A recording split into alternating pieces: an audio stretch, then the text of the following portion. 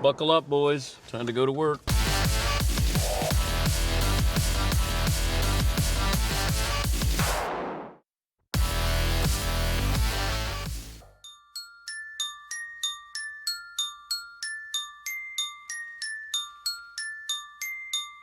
Welcome to the Dan Patrick Show. Kareem Abdul-Jabbar, to me, if I look at everything he accomplished, is the greatest player of all time. Greatest basketball player of all time.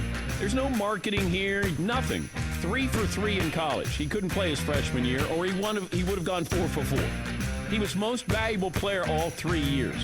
Can't do better than that. Nope. You got 6 titles here. He won 6 MVPs. He was an all-star 19 times. Dan Patrick. Bringing you the biggest guests and Jordan fans. Kareem played against less athletic guys to me. I mean, compared to the superstars. Did he have a time machine where he's like, can you bring in Kevin Durant from the future? Can you bring in Shaq from the future, please? I want to talk to McLovin. Broadcasting from the Mercedes Man Cave. What's up, Shaq? That's not McLovin, the other guy. This is Dan Patrick. Welcome to the program. It's hour 1 on this Thursday. Dan and the Danettes, Dan Patrick Show. Got some good news yesterday for people hoping the NBA will be back this season. We'll talk about that coming up. Chris Collinsworth, the great analyst for Football Night in America, Sunday Night Football, will join us coming up in a little bit. Denny Hamlin, who had a win last night, NASCAR, night racing at Darlington. Denny got the checkered flag. He'll join us a little bit later on as well. We'll talk about Dak Prescott and the reported 5-year, $175 million deal that is on the table, and what my thoughts would be for both Dak and the Cowboys. That's coming up. The NBA is expected to announce a plan soon that the sport could be back sometime in July. Maybe they're going to play out the rest of the season at a single location, like Orlando. I'm going to take you back a couple of days ago. We had Adrian Wojnarowski on, and I asked him about that possibility, and this is what he had to say. Now, when you're talking about site or sites, are we talking about Vegas, Orlando? Are those the two sites that are in conversations?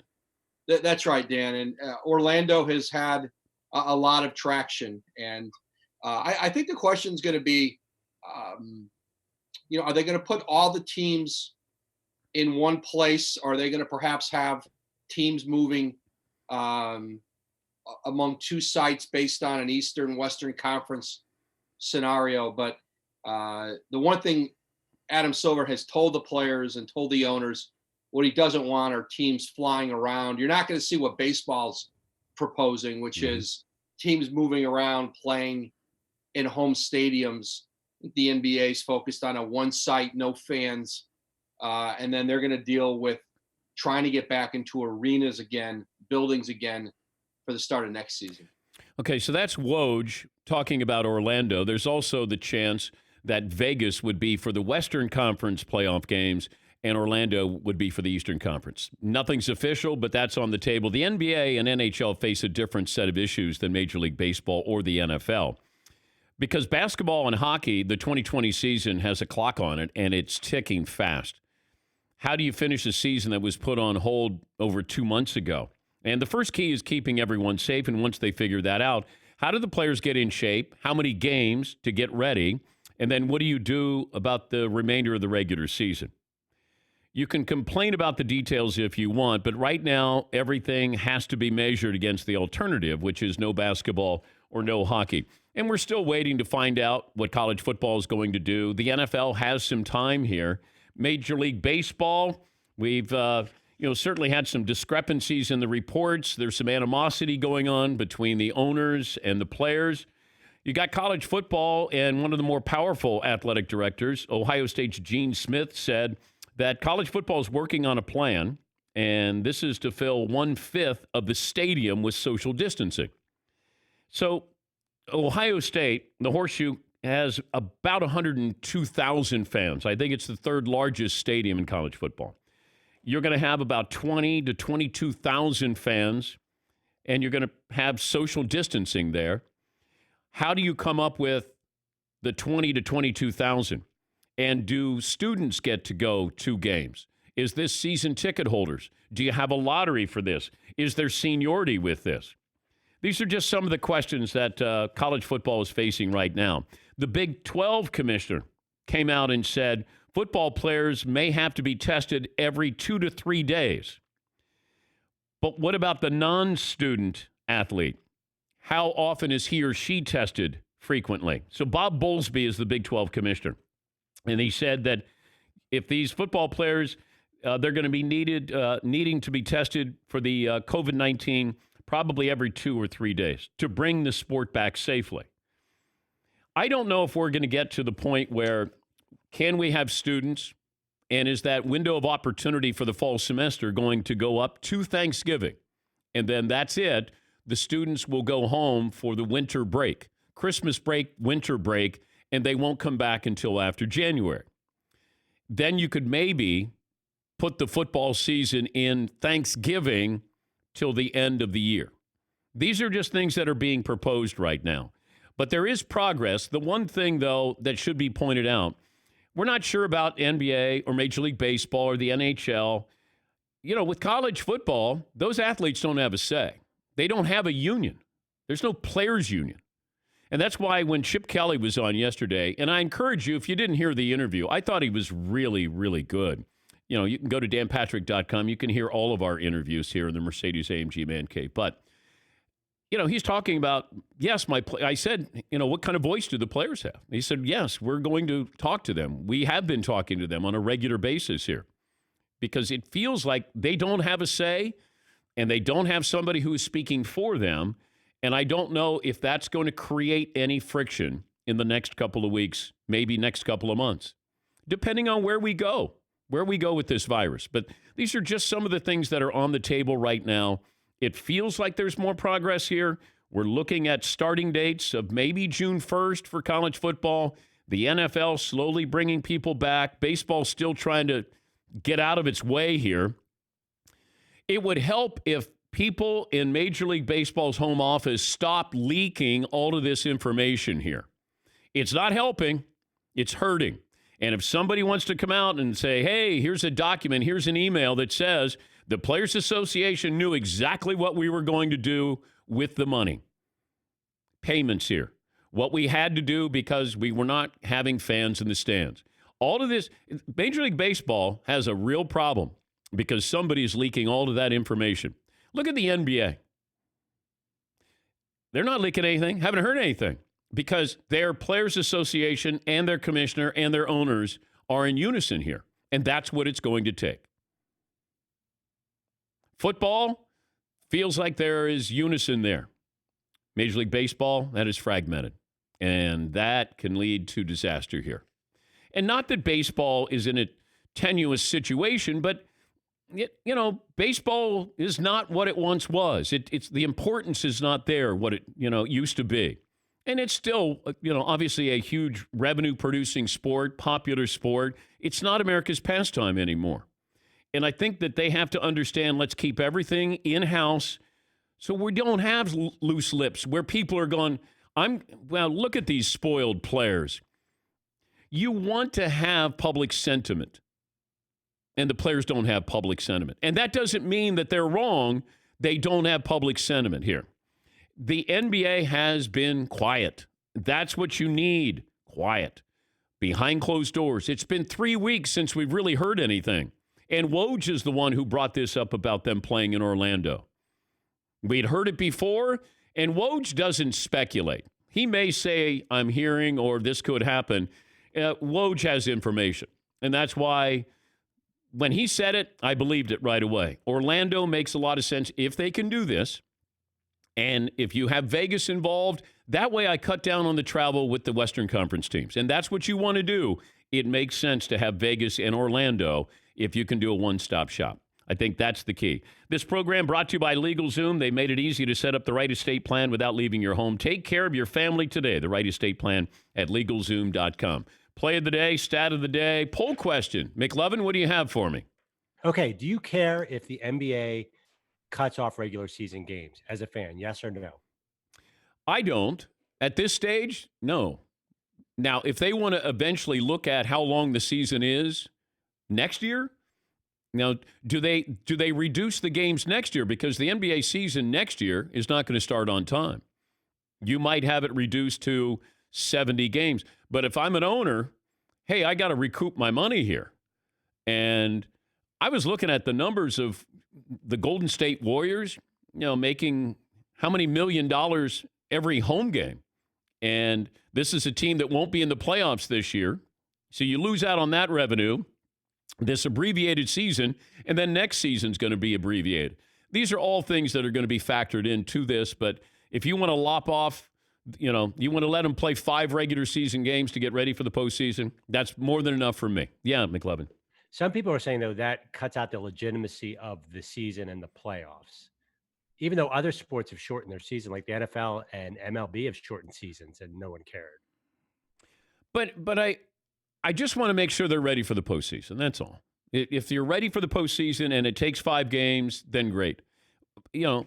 Once again, we go back. Nobody ever mentions, the Spurs won title in the strike-shortened season. That no one has ever brought up an asterisk. The only reason why they're bringing up an asterisk this year is if LeBron James wins the title. That's it. If Kawhi wins, nobody's saying asterisk.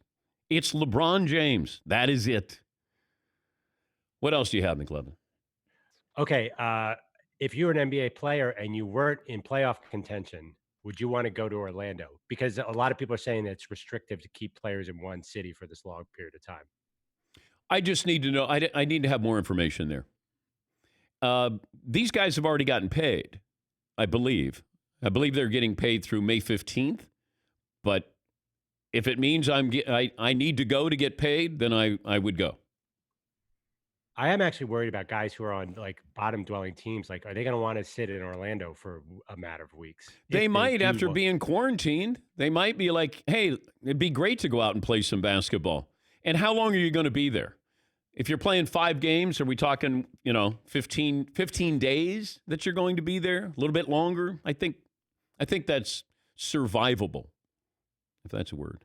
What else do you have, McLevin? Okay, I got a college football question. Right. If you were an Ohio State fan, would you rather watch the game in the parking lot of the shoe on a TV, or would you rather watch in the comfort of your own home in the fall? Because so many fans might be locked out. Even if they have 20,000, that's 80,000 who normally would go in the stadium. What's the ideal situation there? Well, I don't know if they're going to allow tailgating because I don't know how Governor DeWine is going to go, hey, social distancing in the parking lot, and can you have that for tailgating? There's so many questions we have. And I know I'm always Danny Downer here. All I'm doing is asking questions that feel like they need to be answered at some point. And you're going to have football fans going to tailgate. And can you keep them out of the parking lot there when they go to tailgate? And if you're going to go into the game, who gets to go in? Students aren't going to get to go in. Yeah, McLevin. In normal times, how do you answer that question? Have you ever been a guy who stays out at the tailgate? No. I stay out there for a little longer sometimes. When I went to Ohio State, Michigan a couple of years ago, we had a great setup. And it was tough to leave that setup because you had everything there. You had food, you had beer, you had a big screen, and there were quite a few people out there. But when you start to hear the ambiance inside, that's really what you're there for. And then we went inside. And then once it started to be a blowout in the game, we went back out to the tailgate and then stayed there until they closed up shop. What else do you have, McLevin? Is it fair to ask college players to come back starting June 1st, or is that completely unfair? How do people stand on that? I don't know how they stand. I think that you're going to have public sentiment saying, hey, come back, but we're not as concerned about that student athlete here. And they just don't have a voice. And they probably have to come back to keep their scholarship. And, I think it puts them in a precarious position. Yes, Eden. Yeah, that's what I was just going to say, is that they're almost held hostage now by that scholarship. Yeah. Well, if you want your scholarship, you have to come play. Yes, Paulie. Going back to the tailgate thing, that's a big quandary when you go to games with people. Some people want to stay in the parking lot, and making it in for kickoff is not a big deal. Yeah. I'm more of a true college football fan. I try to get to the tailgate as early as mathematically possible. So when it's time for kickoff and you start hearing the band play and you see 12 o'clock or 3 o'clock, let's start making our way in. But I've gone to a lot of tailgates with my wife and other people, and they're like, we're going to hang out here for the first quarter. I'm like, That's tough. All right, we'll come up with a poll question. 877-3DP Show. Email address dp@danpatrick.com. Twitter handle at DP Show. You can watch on youtube.com/The Dan Patrick Show. We're on 362 radio affiliates, including the Fox Sports Radio lineup. Powerful Fox Sports Radio lineup. Chris Collinsworth will join us in about 10 minutes from now. Denny Hamlin, NASCAR driver, fan of the show. Still some bad blood with Horace Grant and Michael Jordan. That's not going away. And we have an update. We have an update for you about who was or maybe who wasn't one of the main sources for Sam Smith's book, The Jordan Rules, because that's still kind of lingering here. That's simmering here. There's some bad blood here going on. Scottie Pippen reportedly really upset with Michael Jordan and how he was portrayed in The Last Dance. I don't know if Scottie was going to do well in The Last Dance when you come to think of it. With everything that happened with Scottie, he was a great wingman. And Michael said some nice things, but then he also said some things that were pretty tough for Scottie to hear. We revisited Sitting Bull, where he decided he didn't want to go back in for a playoff game when Tony Kukoc hits the shot. There was a bad contract. There was greed. There was a lot going on with Scottie Pippen. And the fact that he wouldn't change anything if he had a chance to go back to change that. I'm going to sit out and not go in for the final 2 seconds. There's nobody that Scottie can blame for that. That's on Scottie. All right. Phone calls, always welcome. We'll get a poll question here. We'll talk some football with Chris Collinsworth. And 17 after the hour, take a break here on The Dan Patrick Show.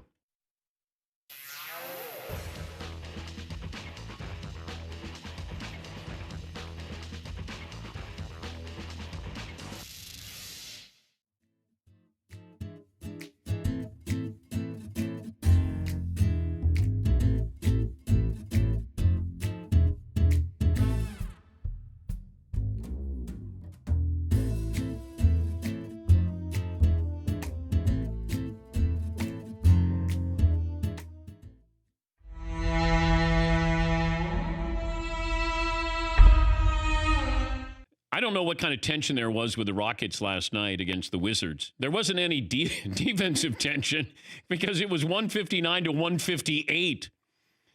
And as much as Harden was just unbelievable, really just unbelievable, how he can make it look that easy. Because it's not that easy.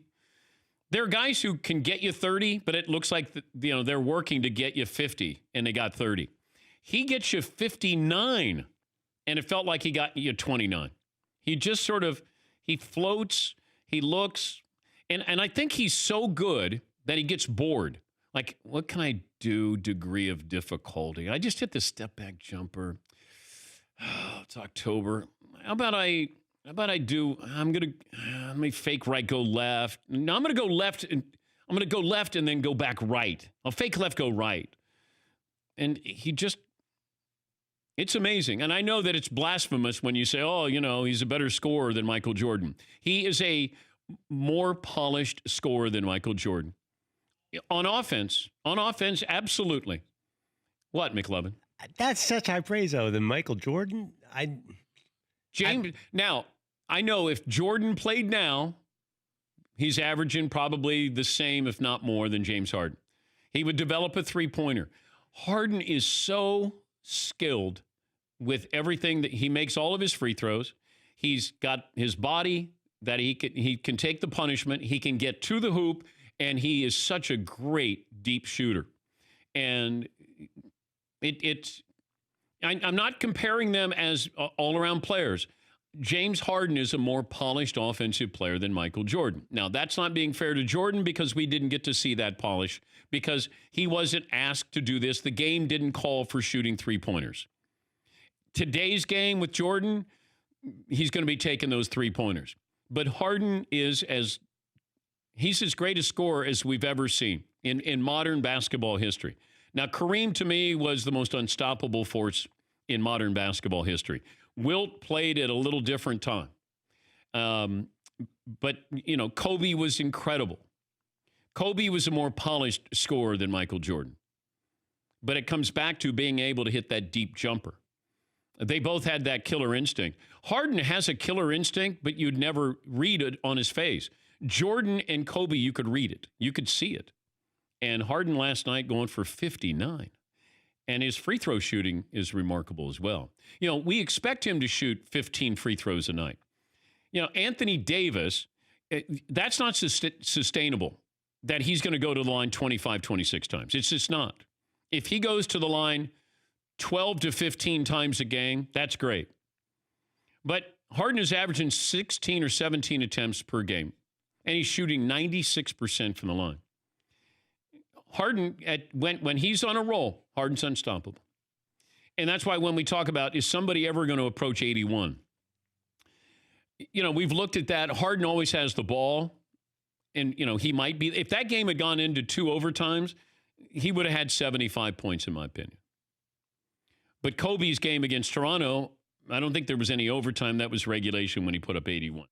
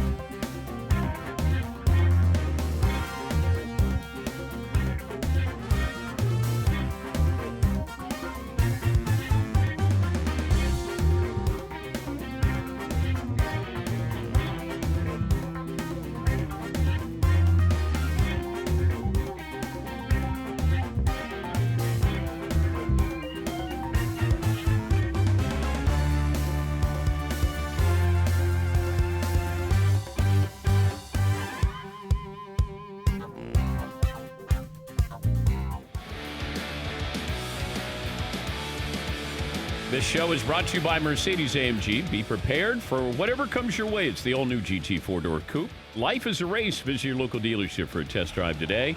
If you miss any interviews this week or any week from the Mercedes-AMG Man Cave, go to the Dan Patrick Show app.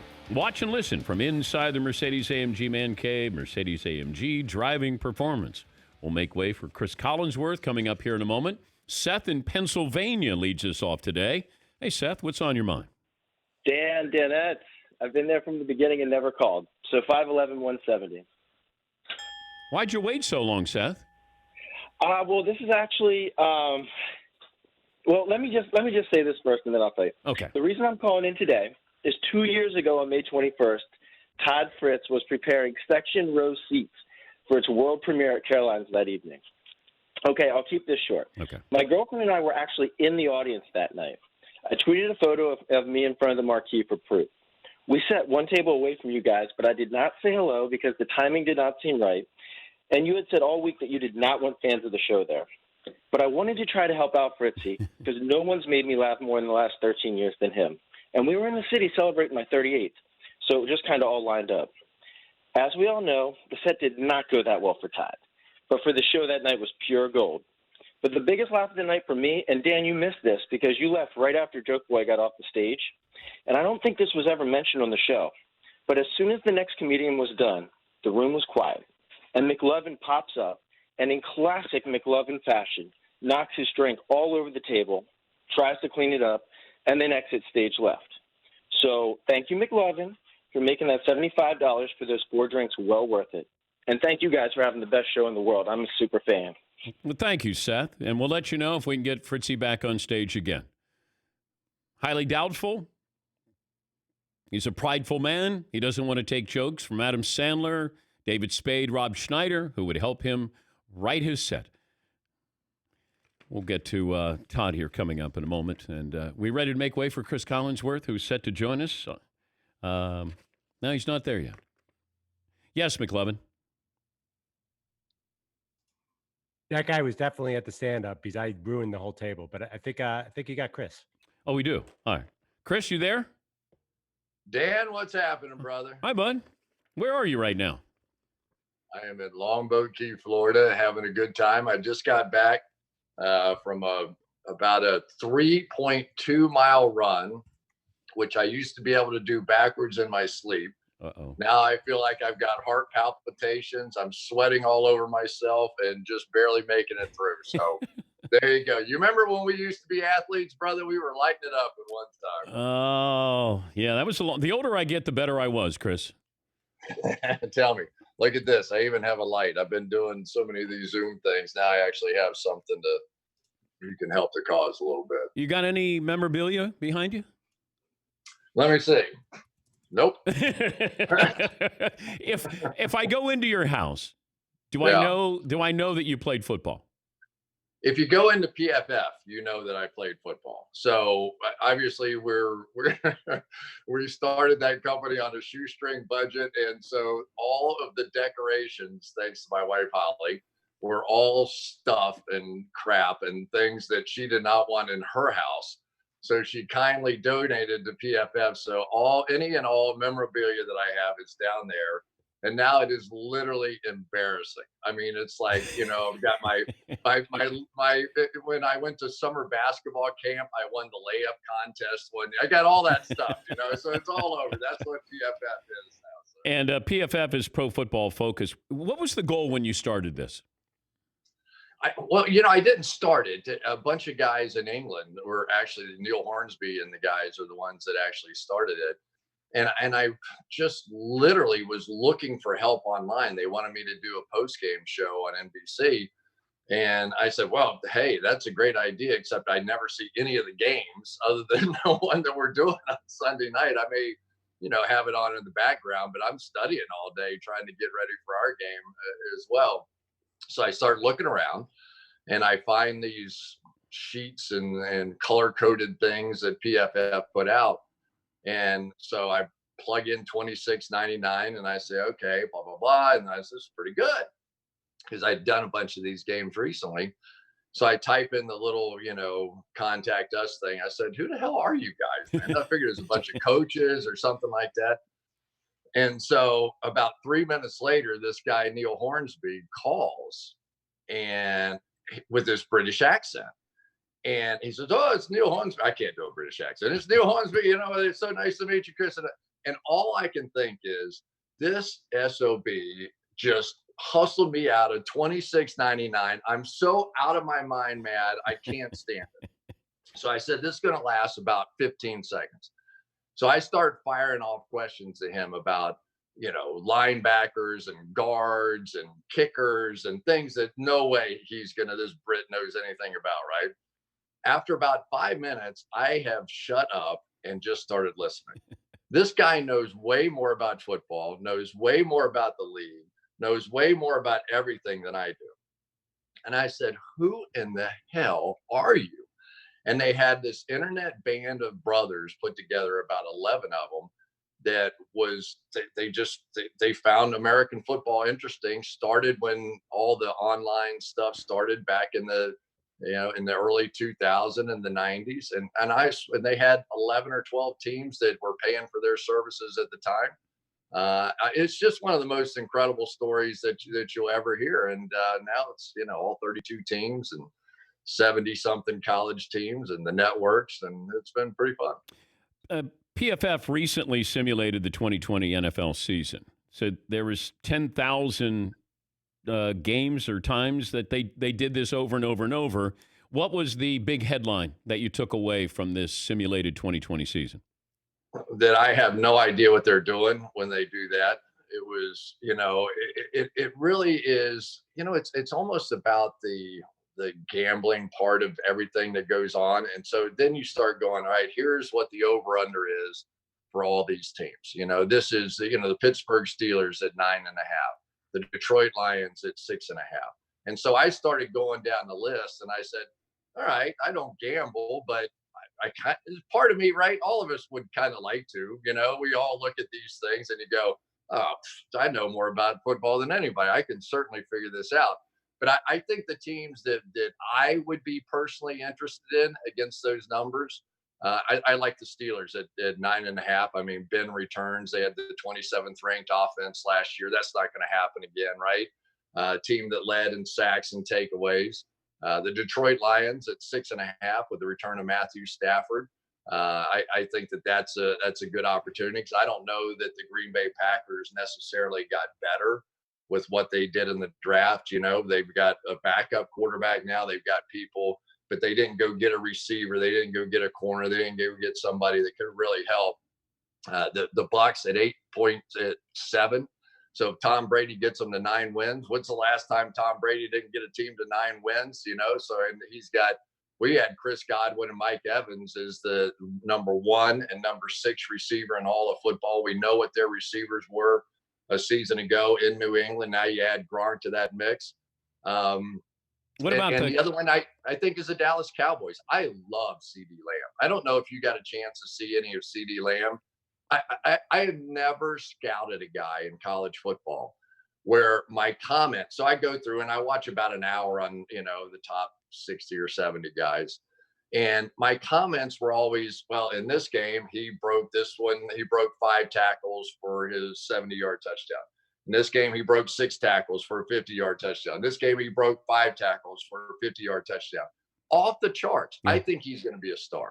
Yeah, I thought he was the best receiver in the draft, but I don't study it like you do and the scouts do. But when you say break tackles, I don't even think they got close enough to tackle him, Chris. I think that there needs to be a new category. It's not breaking tackles. It's actually eluding tackles because that's what CD Lamb did in the Texas game.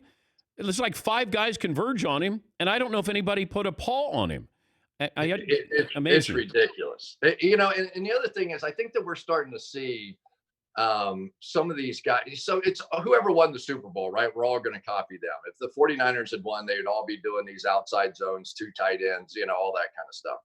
But the Kansas City Chiefs won with Hill and Kelsey and Watkins, McCole Hardman, and they go out and get this Edwards-Helaire, who is an unbelievable guy. You're talking about somebody you can't tackle in the open field as far as a running back. Yeah. He's unbelievable. But we talked about Tampa Bay now loading up a receiver. The Dallas Cowboys, Amari Cooper, Michael Gallup with CD Lamb.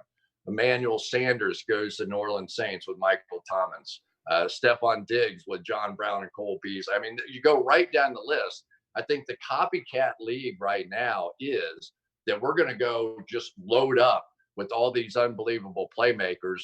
Running backs in the league right now are fairly interchangeable. So let's go get a quarterback. Let's go get some of these great wide receivers, and let's see what happens out there. But it is turning into touch football. I mean, it really is. It's turning into, all right, well, let's put nobody in the backfield and spread this sucker out and go throw it around. Or you've got the 49ers and the Shanahan style of play. Let's compact it like the Rams, like you saw with the 49ers, like you're going to see with the Green Bay Packers a little bit. And let's do the outside zone, the bootlegs, and the jet sweeps and everything off of that. He's Chris Collinsworth, NBC Sunday Night Football color analyst with Al Michaels, Michelle Tafoya.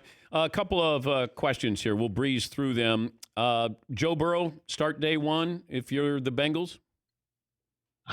Yes. I mean, what do you got to lose, right? I mean, for a little bit, they're a little bit of your hometown team too.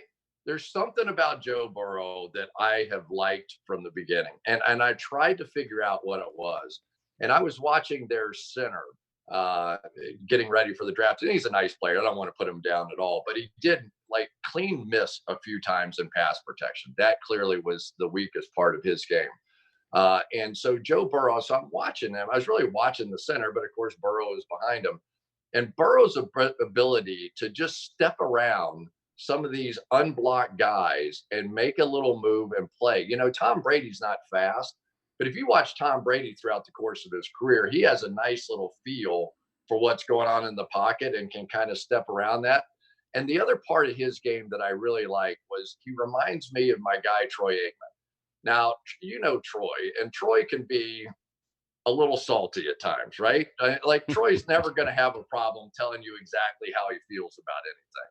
And of course, with all the big personalities of the Dallas Cowboys back in the day with Jerry and Jimmy and everything that was going on, Michael, It really took that kind of no nonsense guy to pull him out of the pit. I mean, don't forget Troy Aikman's first year in the league. What they go 1-15, something like that. Yeah.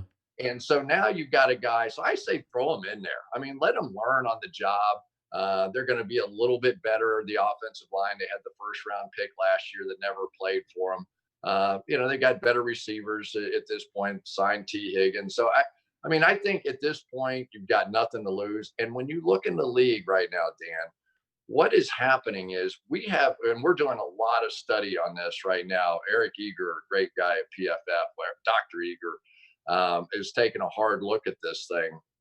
At what point do these rookie quarterbacks on their rookie wage scale begin to outweigh the greatness of some of these veteran players? So as we get into, we've seen rookie quarterbacks, going to the Super Bowl almost every year here lately. So, right, the cheaper quarterbacks allow you to have a better team on the other end of it. So let's say that Patrick Mahomes now breaks into the $50 million thereabouts category, which I think he deserves. Honestly, I think he's the future of the NFL in so many different ways. But as you begin to look at it, and the comparisons that we're making right now is, as you get into that gap of one player making that much money, as great a player as he is that the long-term solution to winning? Or is it the Lamar Jacksons and the Jared Goffs and all these guys who are on their rookie contracts that allowed you to have these other players on the team that really gives you a best shot to win some games? So is that what New England's doing right now? I don't know, but it's going to be interesting to watch. Well, that's why I have to look at I'll get to Cam Newton, Dak Prescott situation and say, is he worth this money? That I think he's a good quarterback. But do I get to the point where I say, I'd rather try to find a quarterback that I can have that 5-year window, 4-year window with a salary that, like Seattle did. Seattle, when Russ came in, they got a break and they were able to build that team. Dallas is at the breaking point, I think, because you spent all that money on everybody. And now Dak comes in and reportedly turned down 5 for $175. At what point? Yeah, go ahead. It's exactly the point. It's exactly what we're studying right now. And I'm saying I'm just going to throw out Eric Eager's name because it's really, he's the mathematician. But that is exactly the line. And when we tried to break it down with just quarterbacks, right, the numbers came out very clear that if the rookie wage scales gave you a great advantage. But the clearer picture of what was really going on was the totality of everything within the league, whether it was you had to add up the quarterback and the wide receivers and the offensive line and the tight end. We sort of left the running backs out for now, and we'll explain all that later. But when you begin to add up all of those categories, they sort of came out pretty close, right? They were like in the, like Baltimore had a great advantage. So Baltimore with Lamar Jackson, drafted late in the first round, had to pay very little for their quarterback position. So they could load up. They could sign Calais Campbell this offseason. They could do some different things. So they were more in the 30 to 35 million, something like that, maybe even low 30s. But then most of the teams that had a quarterback were up in the 50 to $55 million range. So that means now if you come in and you're going to sign Patrick Mahomes for $45, $50 million, right? That scale is now going to slide up so high. Yeah. What are you going to do? Right now, they've been able to sign 2 tackles on the Kansas City Chiefs that can play, right? They have more wide receivers and they know what to do that with. They have Kelsey that is, making good money. Chris Jones, you got to make a decision on the other side of the ball. So at some point, you don't get to say, I'm just going to pay this guy. You've got to say, I'm going to pay this guy, and it's going to cost me this guy, this guy, this guy, and this guy. And that's the decision. Now it works as long as you have a Russell Wilson, a Drew Brees, Aaron Rodgers. You have somebody of that caliber. And the question for the Dallas Cowboys very clearly now, does Dak fit in that category? Yes or no? Would you sign Dak Prescott to that money? I think playing quarterback for the Cowboys is a unique position. It takes a special person. It takes a big personality that can handle the sort of the weight of everything that comes with it, including Jerry as the owner, including all the media attention, including playing on prime time all the time. And I think Dak is that unique leader. And I honestly, he made a huge jump in my mind last year. I think he handles the pressure. I think he's plenty mobile enough in this league that I think is really making a bold move in that direction. I don't think the quarterback position will look anything like what we were used to it 10 years ago, 20 years ago, pretty soon here. I think he's plenty mobile enough. He's a really smart guy. He can handle it. I would pay him in about the range where they're talking about now. But if it starts getting up closer to the 40 million or whatever plus, I'd have a problem just based on the math that we're doing right now. Where's the ideal place for Cam to land? Oh my gosh. Well, the easy answer is New England, right? I mean, that's where you look at Cam, and I think that Cam's a unique personality. I mean, he just is, right? He likes the clothes, he likes the flash. He's an interesting character to talk with. I always thought that a place like New England, where it just forces you to focus. Like if I wanted to play somewhere, I played for Forrest Gregg my first couple of years in the league. And you're talking about being able to focus. That guy, if he was coming down the hallway towards me, I turned around and went upstream. I never even wanted to pass him in the hallway. And I think Belichick allows you to have that kind of focus. I think he needs to extend his game just a little bit. I think he has the physical tools to do it, but it'll take a lot of discipline. It'll take some humility to be able to sharpen some of his skills, especially now in light of the injury. So if I had to say, I think that would be the interesting spot behind Stidham. I'll leave you with this. How does it go wrong for Tom Brady in Tampa? I don't think it does. I'll be perfectly honest with you. I really like what they have going there. But mostly because I think Tom Brady was handed a shorter deck at the wide receiver position for the last few years here. And now he's got players there. Obviously, injury could come about. But I feel like the only thing that could maybe be a bit of a problem, especially now with Gronk on the team, and the short season, right? I mean, we've got, I don't know how Carolina's going to put a football team together, new coach, new quarterback, new coordinators, and no time to be together. So maybe if they get off to a slow start in Tampa because they haven't had that practice time that they're used to having, and it's a tough division and New Orleans gets the better of them, maybe that's how it happens. But I really am excited to watch Tampa this year. I just really am. I think that entire city is going to be a buzz. I don't think Tom Brady has lost anything. I shouldn't say hasn't lost anything. Of course, he's lost something. But I really feel like that they have the ability to come right out and play great football. And I do think he has 2 good years in him. And Bruce Arians, as long as those two can figure out a common offense, where it's not Tom Brady and Gronk going, listen, we don't have time, Bruce, to put in everything. This is what I know how to run. I'm going to teach my guys how to do it. And somehow Bruce or Byron Leftwich or somebody that causes a problem. But I just don't see that happening. I really don't. Good stuff, Chris. My best to Holly, and thanks for joining us. Good luck with the Pro Football Focus. Thank you, pal. Good talking to you, Dan. That's Chris Collinsworth, Pro Football Focus. They recently simulated the 2020 NFL season. And you can go to Pro Football Focus to check the results. We'll come back. We got our play of the day, some phone calls as well, and we'll settle on a poll question after this.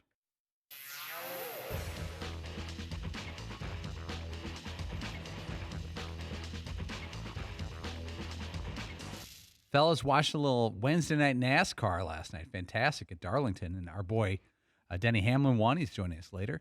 Now, late in the race, Kyle Busch, who's an aggressive driver, turned Chase Elliott.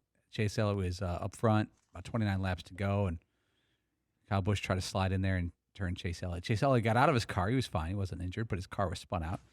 And right before he got in the official's car to be checked out at the care center, he gave the one-finger salute to Kyle Busch as he went by. So my question to you guys is, when was the last time you either gave or received the middle finger? Either in a joking or real fashion. More real, I'd rather know. How long have we been in quarantine? It's probably the day before that. About 9 weeks? Probably about 9 weeks. Somewhere in my drive to home in Milford, I probably gave somebody the finger. Are you wanton with the middle finger? It was bad enough at one point that I had to actively try to like stop giving people that I'm driving by the middle finger. Have you ever had an incident off the one finger salute? I've had them returned. Oh. But other than that, no, I've never had any type of serious road rage incident. No. I did have a guy once try to, and I'm not really sure why he was so upset at me, but he was doing he pulled in front of my car and was slowing down kind of thing. So I had to slow down, and then I would go around him and he would speed up to catch up to me. And it was like a father there with his teenage daughter, and the teenage daughter was like, oh my, covering her face the whole time. Like, oh my God. And the dad yelling at me, you mother. Yeah. I was like, dang, this dude's crazy. I was with my daughters coming back from the airport in New York, and you know how New Yorkers love to go all the way to the front, and then they want to cut in. The merge. Yeah. And I was not having it because I was sitting in traffic. I was not having it. This guy got in front of me in his pickup truck, and he stopped his truck on the highway. Stop, and got out of his truck. Oh, no. And I'm behind him. That's not good. And my daughters are going, Dad, no. I'm going, I don't know what they think I'm going to do. I'm trying to get the hell out of here. This is a big dude in his pickup truck. He stopped the truck, opened the door, got out. I merged into the left lane and then went by him, and then he double-barreled me. And then he kept trying to catch up to me. Yeah. And he didn't, but that was one of those where... You thought it was go time? Well, he thought it was go time. I thought it was go and get the hell out of here time. But you were boxed in a little bit. Yes. And my daughters were screaming. They're panicking. And I probably look like a coward to them. I think I later told them that I was just being smart. Yeah, you're avoiding a major conflict on a highway. With a guy in a pickup truck who was... probably weighed 100 pounds more than me. By the way, if you look in the dictionary, the double bird equals go time. Like if you give the single bird like Seton does, that's almost like the accepted middle finger. I don't appreciate what you're doing. Yeah, I really don't appreciate it. And I'm letting you know, but I'm not trying to start anything. But the double bird means I am ready to throw down. It's like dropping the gloves in hockey.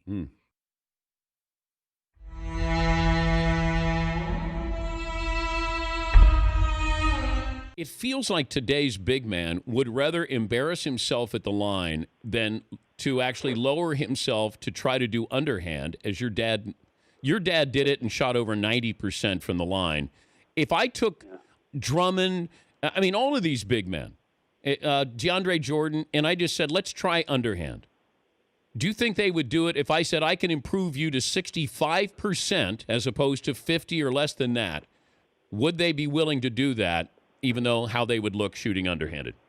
Well, I know Shaq tells me the story about when Dale Brown was coaching him at LSU, that he brought my dad to LSU and, had the idea to have him go ahead and try to shoot the underhand thing, and he did for a day. And the funny thing is, Shaq tells the story, and he goes, man, I started to shoot the underhand. I made a couple free throws, but I was like, I'm not doing that.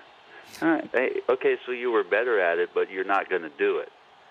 Isn't that crazy? It's a weird thing. It's a weird thing. I don't know what the connection is to not doing it.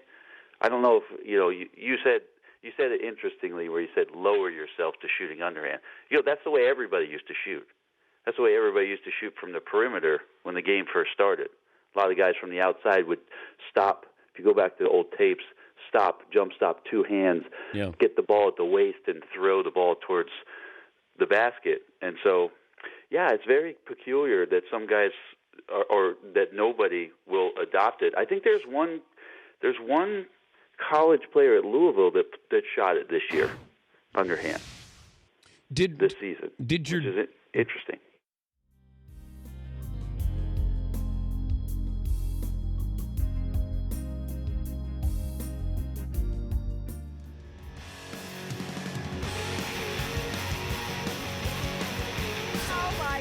The play of the day. Runner left side, got it! Ready to play it and play it. This is the play of the day. Check this out. Denny Hamlin will go to victory lane. NASCAR has called the race for rain, and Hamlin will pick up his 39th career win tonight and his third Darlington win in 16 attempts. That's courtesy of Fox Sports 1. Denny Hamlin, who will join us in the final hour of the show, wins the rain-shortened race at Darlington. Big story of the night was when Kurt Busch spun out Chase Elliott. Kyle Busch, I believe it was, and gave him double birds there. Had the video there. Racing will move to Charlotte Motor Speedway this weekend. Play of the day brought to you by Traeger. Join the Traegerhood. Traeger Grills, the ultimate way to cook. Contact your local dealer. Go to TraegerGrills.com/DP show to get yours today. And we were talking during the commercial breaks about being flipped off, and Seton had an incident. I had an incident, too, where I'm on, I think it's the Van Wyck Parkway, leaving JFK Airport, and I'm with my two daughters, and this guy wants to, they want to merge in, the New York merge, and I just I was not having anything to do with it, because it was just packed. And then I was like, nope, keep going back, you're not, and he just found his way in, stops his truck on the highway. Not slows down. No, he stopped his truck. On a major New York highway. He stopped his truck, and he got out. And my daughters were like, Dad, go. Dad, don't do it. Dad, go. And I'm going, first of all, I'm trying to get out of here. I'm not going to confront this guy. He's got a pickup truck, and he probably weighs 270. And all I'm looking for is, does he have a gun? That was it. Because, if he's going to yell at me or bang onto the car or something, or as long as he doesn't have a gun, I'm okay. But he gets out of the truck and is walking back. It's bumper to bumper. He's walking back, and my daughter's like, Dad, he's coming back. I said, and now I go, I'm scared, but I can't act scared in front of my daughters. And now I have to ease over into the next lane. And then as I drove by him, and I said to my girls, don't look at him. Of course, they look at him. And I'm driving, and I said, did he say anything? He goes, no, he gave you both fingers, Dad. I said, okay. And then we kept going, and then he was trying to catch up to me. And I was like, that ain't happening, dude. That ain't happening. But, yeah, both barrels. And part of me was kind of, like, if you get one is kind of like, hey, come on, man. Double barrel, that's serious. That's real. That's an announcement of go time. One is like a standard operating procedure when you get an incident in traffic. Give them a little flip off, and then you move on with your day. Yeah. Not good. Now, you know what I once had before? This guy was, I guess I can't give the finger on Zoom, can I? It's kind of like a mini one. Anyway, okay. Right? All so right. Okay. There was this guy in the left-hand lane, right? And so he was driving slower than I wanted him to. So I was behind him, and he was the kind of guy who drives slow in the left-hand lane and doesn't get out of the way. He doesn't move over. So I went around him, and when I pulled back in front of him and went around him, I could see his two hands on the steering wheel, and I just saw one middle. His hands never left the steering wheel. 10 and I 2. just saw that. There's one little middle finger. And it's like he gave me the middle finger on the sly because he didn't want to do it in front of his wife and like embarrass himself. Oh. So he just gave me the little on the steering wheel middle finger. I respect that. That. That's responsible bird flipping there is what that was. Yeah. Davis in Washington, D.C. Hi, Davis. Good morning. What do you have for me? 5'1", 105. How old are you, Davis? I am 10 years old. Oh, well, what's on your mind, Davis? So I'm a big basketball fan, and I've been watching The Last Dance, and since I'm more of a Yannis person, I was wondering, do you think Yannis would be a matchup nightmare for Jordan? Well, thank you, Davis. Yes, I do. But Michael would be a matchup nightmare for Yannis as well. I'm going to guess Yannis. They wouldn't be covering each other. Giannis is what, 25? Who knows what Giannis is going to be like in 5 years from now? Scary to imagine. He starts to add a little more depth to his shot. Uh-oh, everybody's in trouble. 1 hour in the books. 2 more to go.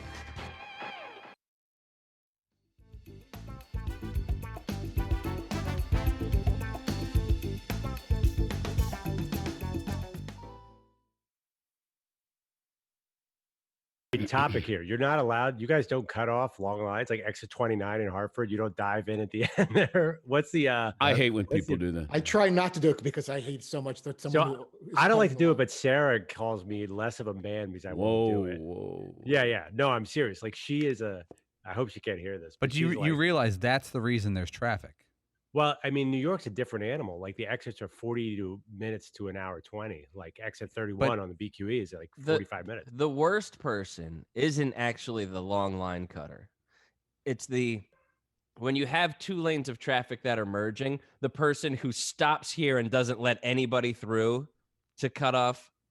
Oh, yeah. That's actually the person that's causing the most traffic. See, I'm going to disagree with you there. That person is the hero. That person is the absolute hero. That person is stopping the traffic buildup and actually helping traffic. That is exactly the opposite of what they're doing. I've done the half in the lane, half blocking people from. Nothing gives me more pleasure than going around the person trying to block the lane and watching them lose their mind. Wow. It's the zipper. Traffic is supposed to work like a zipper, one and then the other, one and then the other, one and then the other. I ride that bumper. Stopping is making none of that possible and causing 5 more miles of traffic.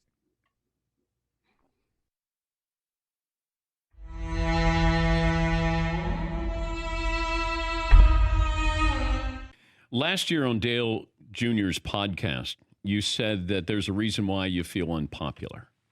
You don't take good pictures. You always look like you're angry. I got a bad resting B face. Is that yeah. Is that true that you just don't look friendly or nice or like what look are you going for here? I just think, my resting bitch face is really bad. That's all I can think of. It's just I look at pictures that get posted to me or something. What is that I'm just like, so that's the face. But I'm thinking. Well, what are you thinking about if you're getting my your picture car? taken? Like, why isn't it going faster? All kinds of things. It's just. Well, can you do fake? I think that I've had altercations with popular drivers during the course of my career. So ultimately, fans, they don't forget. And so I think just some altercations I had earlier in my career has affected my popularness. But I hate to say I don't care, but it's like I really care about performing on the racetrack, and that's really my main focus. You can't change it now, Denny. No, you can't. And that's the thing is that I'm, year 14 in my career. This is, I'm not out to get, the most popular, the most clicks on my Instagram or anything like that at this point. I'm just trying to do the best I can to represent my sponsor well. That way I keep them, and that way I keep a ride. Can you do a fake smile? That's a fake smile? Or is that a real smile? That's a fake smile. Oh, what? Why don't you think of a funny movie whenever you're getting your picture taken? I don't know, because they're hidden. These cameras are hidden. You don't know where they're coming from. Oh, okay. Yeah. So these are when you're in action. Yeah, this isn't like my posed pictures. I look normal in posed pictures. Normal. It's the pictures you don't expect. You're sitting there and you're trying to explain to your crew chief. Next thing you know, you get a picture taken like...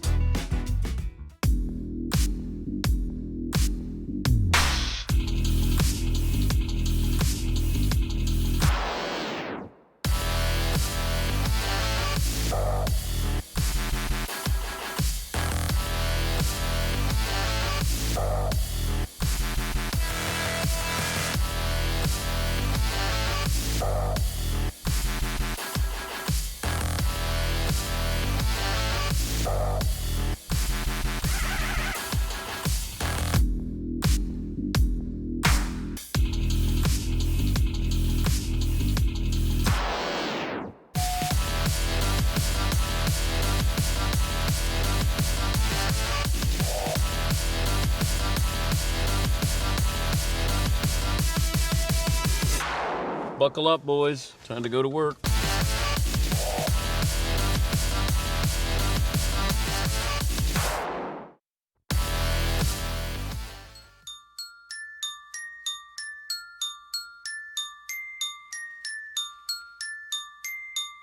Welcome to the Dan Patrick Show. Kareem Abdul-Jabbar, to me, if I look at everything he accomplished, is the greatest player of all time. Greatest basketball player of all time. There's no marketing here, nothing. 3 for 3 in college. He couldn't play his freshman year, or he would have gone 4 for 4. He was most valuable player all 3 years. Can't do better than that. Nope. You got 6 titles here. He won 6 MVPs. He was an all-star 19 times. Dan Patrick. Bringing you the biggest guests and Jordan fans. Kareem played against less athletic guys to me. I mean, compared to the superstars. Did he have a time machine where he's like, can you bring in Kevin Durant from the future? Can you bring in Shaq from the future, please? I want to talk to McLovin. Broadcasting from the Mercedes Man Cave. What's up, Shaq? That's not McLovin, the other guy. This is Dan Patrick. It's hour 2 on this Thursday, Dan and the Danettes, Dan Patrick Show. Glad to have you on board. Whether you're watching, you're listening, you can email, tweet, dial us up, all the above. Say hello to Chat Row. Just got a great gift from Tyler, the moderator. He, of course, moderates the Chat Row folks. Keeps them honest there. His mom made us masks. So we have Paulie's got his on right now. We got protective mask that Tyler, the moderator's mom, made for us. There's ones that have hot dogs on them. There's one that has coffee on it, and one that has a food truck on it. But Paulie, you look good. It's breezy. It's comfortable. Yeah. It makes a statement. I love food and food trucks. Yeah.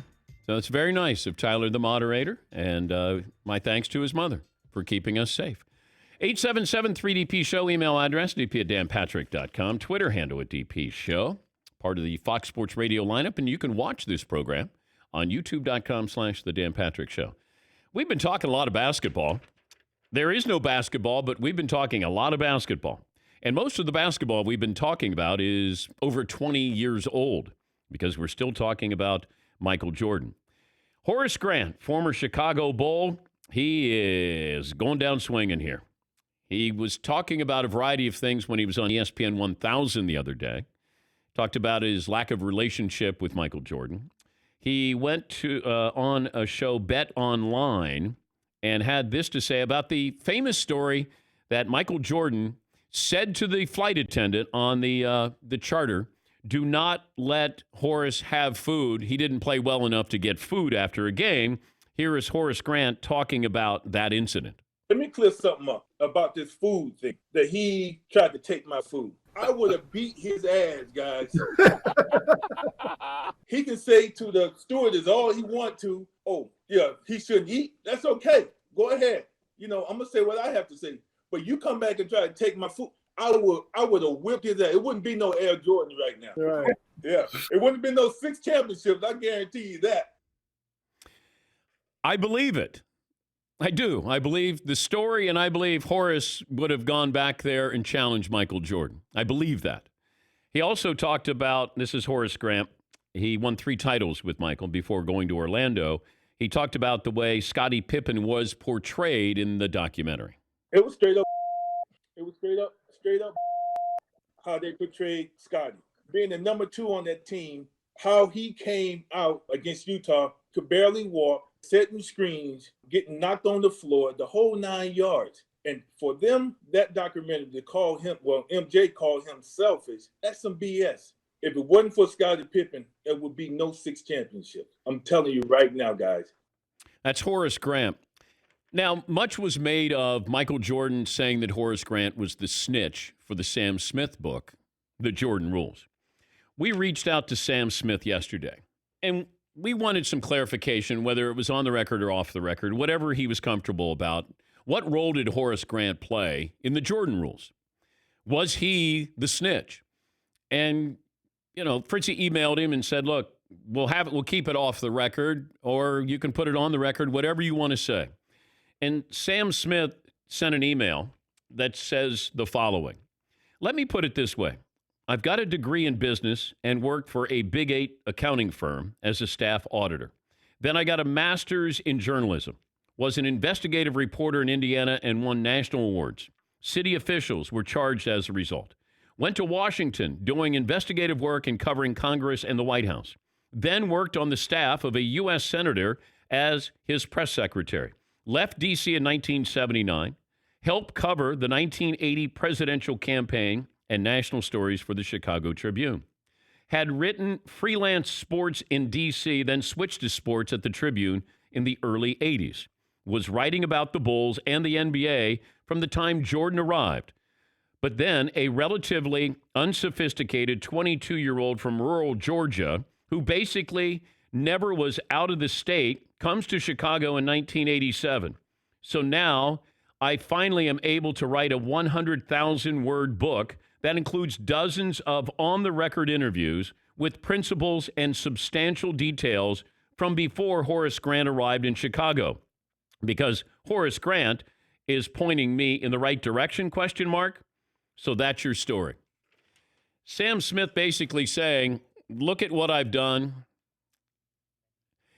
And plus, you know, he was interviewing a lot of people for this book. And I had not heard that Horace Grant was the snitch, if you want to call him a snitch. You know, it used to be you were a source. Mike calls him a snitch. I was told that there were other people in the organization who were better sources here. I don't know what Horace Grant's role was, but Sam Smith is basically saying, everything I've accomplished in my career, I'm going to pin my book, 100,000 words, on Horace Grant, who was a 22-year-old. How much access would he have to Michael Jordan? What would he be able to tell me? Now, Horace Grant is friends with Sam Smith, and I think to this day, still friends. But just because you're 22 years of age from rural Georgia and you're considered unsophisticated doesn't mean you can't be a source on this. It just, Mike is calling him a snitch, and that's different. Mike didn't call out anybody else who was talking to Sam Smith, I don't think. And I'm going to guess that if you had an unnamed source, Horace Grant wouldn't have been the only unnamed source. But, you know, once Michael gets it in his head that he's mad at you or there's a grudge, it's not leaving. I mean, he threw away a friendship with Charles Barkley. It's over because Charles had the audacity to critique him as an owner while giving Michael actual pertinent information from Charles' perspective of, you got yes men around you. You need to have somebody who tells you no, or they disagree with you. Charles is saying, Charles doesn't have a mean bone in his body. But Michael hears it and says, hey, who are you to be criticizing me publicly? Well, Charles was asked about it, and he is an analyst, and he gave an honest opinion there. Now, should he have kept it in-house? Has he said it to Michael privately? I don't know that. But that relationship's gone. The Isaiah Thomas situation, that relationship is gone. Scottie Pippen, that relationship feels like it's a little fragile right now. Jerry Krause, the late Jerry Krause, that relationship was never a relationship. If Michael didn't like you, didn't respect you, it was going to be hard for you to get back into his good graces. I don't know what else is in play with Horace Grant and Michael Jordan, but it feels like there's a lot of venom there. A lot of venom. Plus, we've been talking about the greatness of Michael Jordan. And rightfully so. I understand it. We tend to look at Michael and say, the great elixir is when you win titles, it doesn't matter what you do prior to winning the title as long as you win the title. Doesn't matter how you act, how you treat people, who you are, doesn't matter. The results bury everything. And that's what's happened. We look back and go, oh my God. That's how he was as a teammate? Yeah. Hey, but they won. They won 6 titles. We would rather have that, where you have this single-mindedness that I have to win championships. And so what if I'm a bad guy or not a good teammate or whatever, I hold grudges. All right, we don't care. Hey, you won. All right. We don't allow every athlete to have that latitude. But with Michael, we do, because there's a true fascination. Paul Pierce, former Boston Celtic great, he's involved in this situation a little bit on the periphery because Paul Pierce was asked about who are his top 5 players all time. Bill Russell built up the organization in Boston. Should get way more credit than we give him. And a lot of times he gets left out the conversation. So in saying that, Kareem, look at the names that I said: Kareem, Magic, Jordan, Tim Duncan, Kobe, Bird. These guys are all top 10 players who either help build up their organization or continue the tradition. And in saying the one thing that has ever from LeBron, he went and put together a team in Miami. Okay. Now, Paul can have his opinions, but he has to admit that he doesn't like LeBron. He has to admit that. You may not want to put him in your top 5. That's fine. You want to put Kobe in there or Shaq in there, Kareem, like, that's fine. Just if you're going to say, hey, Kareem is in there. Kareem didn't build up the Laker organization, Paul. Go back to Jerry West, Elgin Baylor, Wilt Chamberlain. They helped build up the franchise. So you already are flawed with that. And you forget LeBron took a Cleveland team to the finals when he was 22 years of age. They had nobody on the roster, and Cleveland has no history of ever winning in basketball. That's when you build up a franchise. And yes, he did go to Miami to join Chris Bosh and Dwayne Wade to counter your big three because you got Kevin Garnett and you got Ray Allen. Okay? He did exactly what the Celtics were able to do. They built a team. They brought in Kevin Garnett. They brought in Ray Allen. LeBron joined Dwayne Wade and joined Chris Bosh. That cancels each other out there. Here's Kendrick Perkins, ESPN NBA analyst, talking about Paul Pierce, LeBron James, and their relationship. LeBron James and Paul Pierce hate each other. They don't speak to each other, even now today. I don't know if you remember, Cassie, we was doing hoop streams in Houston against the Lakers. Remember LeBron walked by us and said something before his pregame shots? He did not speak to Paul. That's the backstory. So I think Paul list is kind of more personal towards LeBron than just saying, because there's no way in hell that you could say LeBron James is not top 5. You may not have him as your GOAT, but to say that he's not top 5, that's just crazy. And I love Paul, but that's kind of, I think it's more personal than anything. Yes, it is. It's very personal. Paul may not like LeBron because LeBron closed out the Celtics with a 45-15-5 performance. That would make me not like somebody. But everybody can have their opinions on their top 5, their top 10. But when I think your opinion is flawed is when I'll call you out. If you love Bill Russell, great. Make Bill Russell the GOAT. I have no problem with that. But don't tell me, hey, all of these other guys built up this franchise. He's got Tim Duncan ahead of LeBron James. Tim Duncan didn't build up San Antonio. Last I looked, it started with the Admiral. Now, you can say Tim's one of the great players of all time, decorated, 5 titles. I'm okay with all of that. But when you say these people I'm putting in here helped build up a franchise, tell me who did what LeBron did at age 22 with a team that was not good. He's in Cleveland, the pressure of his hometown to try to deliver, and was able to do what LeBron James did. Exactly.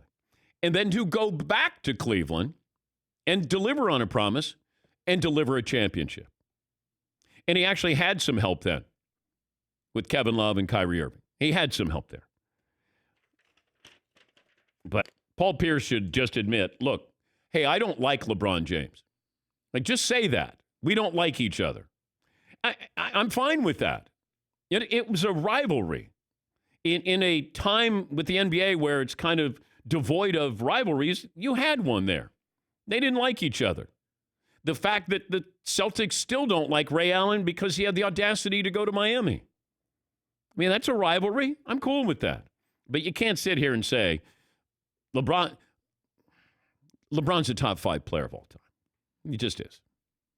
But if he wants to do, maybe he's just trolling. Maybe he's learning. You know, Kendrick Perkins does this all the time and does it well.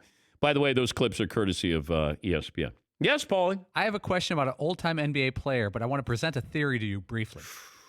Theory. Wilt Chamberlain is never mentioned in the all-time NBA greats, that upper echelon. I don't think anyone ever mentions him in the top 10. And my theory is he is kind of like an anomaly, a freak. He's on his own island. I don't know if he's like Babe Ruth or Jim Brown, where he was so freakish as an athlete and so much different than who he's going against.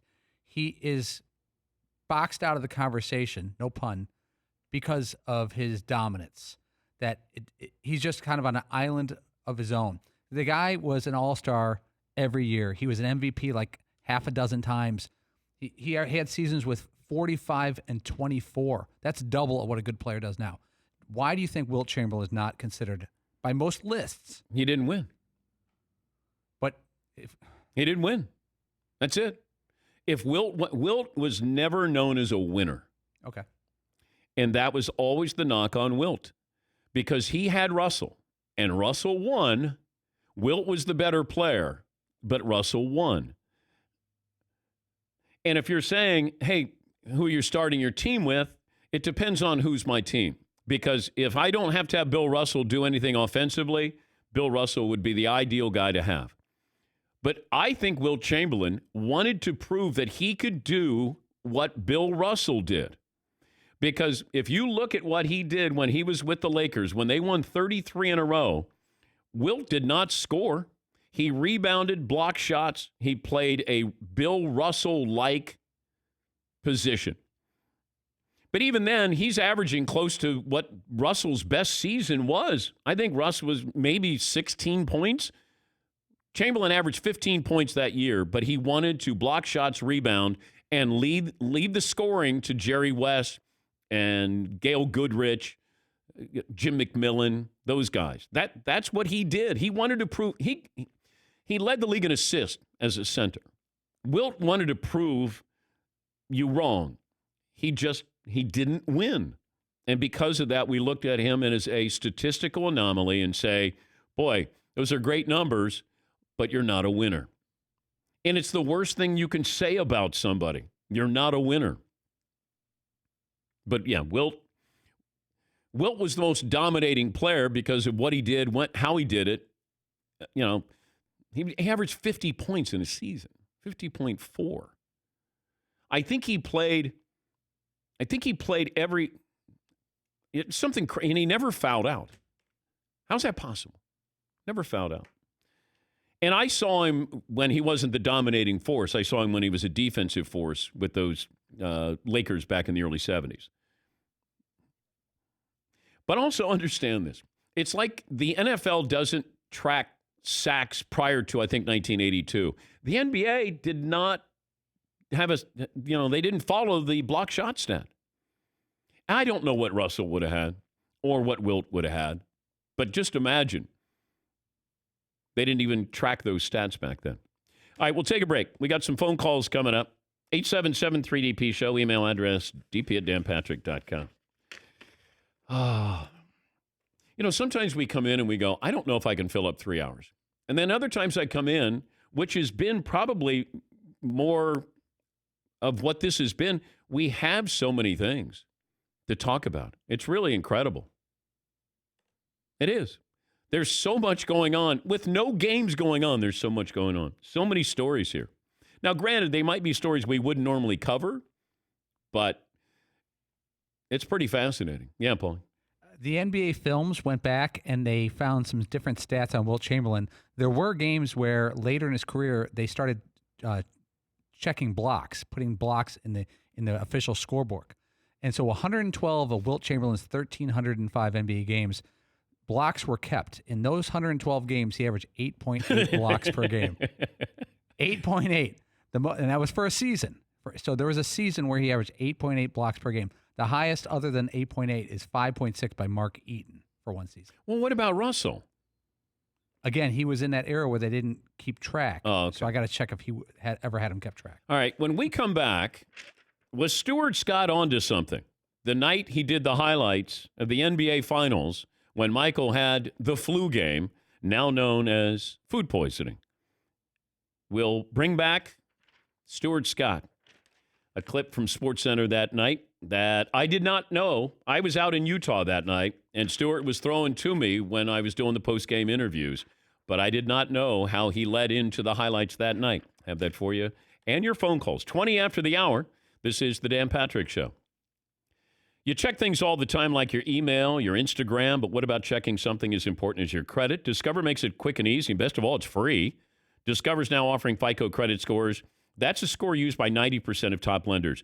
You get that for free. It's really important to know that. So you get that even if you're not a customer. Checking your score won't hurt your credit, and you can check each month for changes.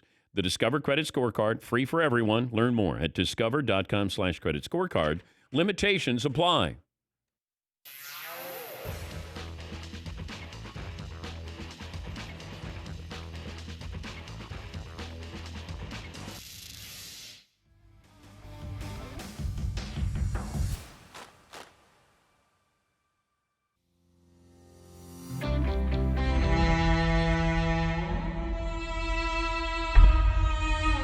Can you name, in order, all of the coaching stops before you got to the Toronto Raptors? I think I can. Okay. I think I can. Okay. Started Northern Iowa, student assistant, Grandview University, Darby, Rams. Wait a minute. I already screwed it up. I went from Northern Iowa. I went from Northern Iowa to Darby, then to Grandview. Assistant at the University of South Dakota, Birmingham Bullets, Ostend in Belgium, Manchester Giants, London Towers, Brighton Bears, Iowa Energy, Rio Grande Valley Vipers, Toronto Raptors. Wait, what about the Oklahoma Storm? Yeah, I was going to say there was a bunch of summer league stuff in there too. Oklahoma Storm was a summertime gig at the USBL, and I coached in the Long Beach Summer League as well when it was back at Long Beach, and a few stints in the Vegas Summer League as well. So yeah, a few other bits and bobs. Basketball without borders, anybody who would give me a team to coach, Dan, I would take it. How did you get to Toronto? Did you ever wonder, like you wake up some days and go, I just coached the team to the NBA championship? Yeah, I planted some early seeds in my mind. When I was coaching in England, there was a guy named Jim Kelly that was the international scouting director for the Raptors when they first started. He worked for them for about 19 years. He's now with the Mavericks, but he also coached in England well before I did. But we became friends, and I would stop back on my way from England to Toronto a few years and help with their free agent camps and things like that. I'd referee games or coach a team or something like that. And I love the city, and I'd always say, man, if I ever get the chance to come up here and coach the Raptors, I'm gonna love it, and I'm gonna jump at it. And then I got a call from Dwayne Casey. I met him in Houston when I was coaching the Great Britain national team. We were playing a friendly against Lithuania. Jonas Valanciunas was playing for Lithuania, and then we just kind of went from there. What's the moment during the NBA Finals that you'll remember, aside from the final buzzer? But was there any game where that one moment where you just, I don't know, it'll always stand out to you? Well, I think it's not during a game. Something I'm always going to remember. I think it was Game 4 in Oakland in the locker room. I was coming in to kind of give my last few film clips and talk to the team, and somebody had written "Let It Rip" on the dry erase board, and as I was walking in, I looked at Kyle Lowry and I said, "Did you write that on the board?" And he goes, "No, but that's the way I feel." And that was a pretty cool moment. And he went out and played. He went out and finished the next three games or so, and just played unbelievable basketball. And I don't know, I'll never forget it. My assistant coach Adrian Griffin was the one who actually wrote it on the board. So I don't know, that was a cool kind of player coach moment. Bag that had my name, it says Dan Patrick Show on it. And I went, oh, what could this be? And then I had these individually wrapped bags. And Tyler, the moderator, who handles Chat Row, his mom made these. So these are, like that one's got coffee on it. See? How cute's that? I got that. There's another one that has coffee on it. Here's a food truck one that his mom made for me. How good is that? He's the only member of the staff trying to keep me alive, and I appreciate that. There you go, hot dogs. So when the other Danettes come back, I've got a mask for them. And Paulie already got his. I might do the food truck one. That's a one of one right there. Oh, by the way, I got this in the mail. 20 seconds. Spotted Cow, a delivery. Only available in Wisconsin. And I got a sign from Colby in Wisconsin. It's Jordan Rahm from Colby, Wisconsin. Thank you. I got a Spotted Cow sign.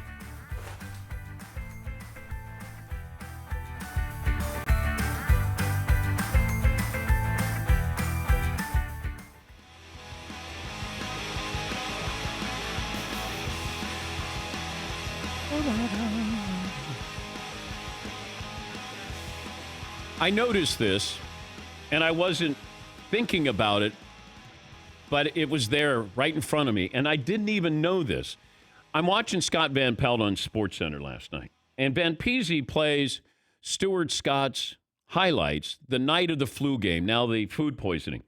So Stuart is there in Bristol at the mothership headquarters, and he is leading into the highlights. So the game is over, and he's leading into the highlights.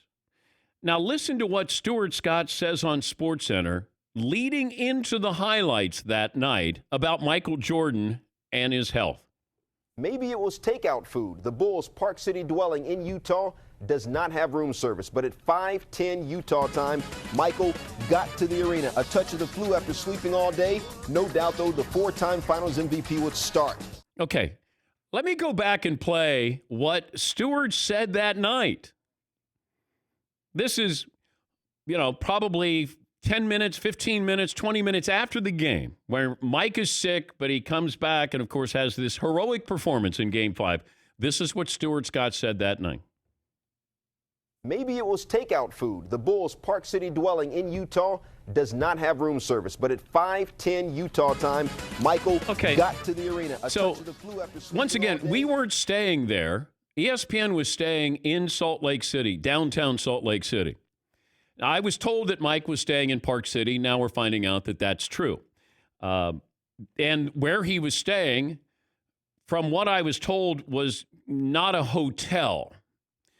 And so he had the top floor, and he had friends there. There were 3 people that I met a year and a half ago who said, we worked that night. We worked that night, and we delivered, we were basically bartenders there. But Stuart is finding that Stuart knew this then. How did he find out that they don't have room service? And he is suspecting takeout. I'm going to play it one more time just because I'm blown away by this. And maybe it was takeout food. The Bulls' Park City dwelling in Utah does not have room service, but at 5:10 Utah time, Michael got to the arena. A touch of the flu after sleeping all day. Man, that's outside the lines there. Eat it, Bob Lee. Booyah! That's pretty good. Pretty good. Now, I know Stuart was friends with Mike, but I don't know if Mike would have been on the phone or if Stuart checked in with Ahmad Rashad. But I will say this. Stuart was great with attention to detail. He would drive the stats people crazy. Our research department, he'd drive them crazy because he always wanted to give you something that nobody else could. And man, I applaud you, Stu. That is awesome. Pretty good. Yes, Seton. Hey, Seton. I was going to ask if Stuart Scott and Michael Jordan were friends then. Yeah. I don't know when that friendship started, but... Can you hear me? Yeah, I got you. Can you hear me?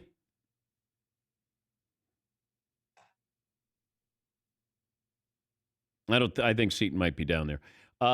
They became friends, both going to North Carolina, and I think Stuart did interviews with him soon after that. But yeah, they were pretty tight. And I think Stuart got to be part of that inner circle with Michael Jordan, but I'd never heard that. And once again, I'm out in Salt Lake, and we're doing the post-game coverage. I can't hear what Stuart's saying until he throws it to me. And the fact that this is the night of, this isn't a week later. This isn't 22 years later. This is the night of, and he's leading in, and he's talking about a hotel that didn't have room service, and it might have been takeout. Good God, imagine if he had said bad pizza. I'd be like, come on, Stuart. I'd give you a posthumous Emmy there for something like that. No, that's good stuff there. All right, we'll get to phone calls coming up. Doug Gottlieb just joined us via Zoom. Doug, can you hear me? I can. In my car, listening as I do every morning, taking my dog for a walk, and yeah, that's Odell Beckham Jr. in the background. And I wanted to help you out here. I completely disagree with you on Kareem, and I'll tell you why in a second. All right. But the pettiness of Paul Pierce, and I've known Paul Pierce. We graduated same year of high school. He was my roommate at ABCD. Look, Paul's a prideful guy, and I think the fact that he was a great player in this, and people don't talk about him, I'm sure that doesn't sit well with him. But look, Dan, he's doing nothing different than what Isaiah's done for years.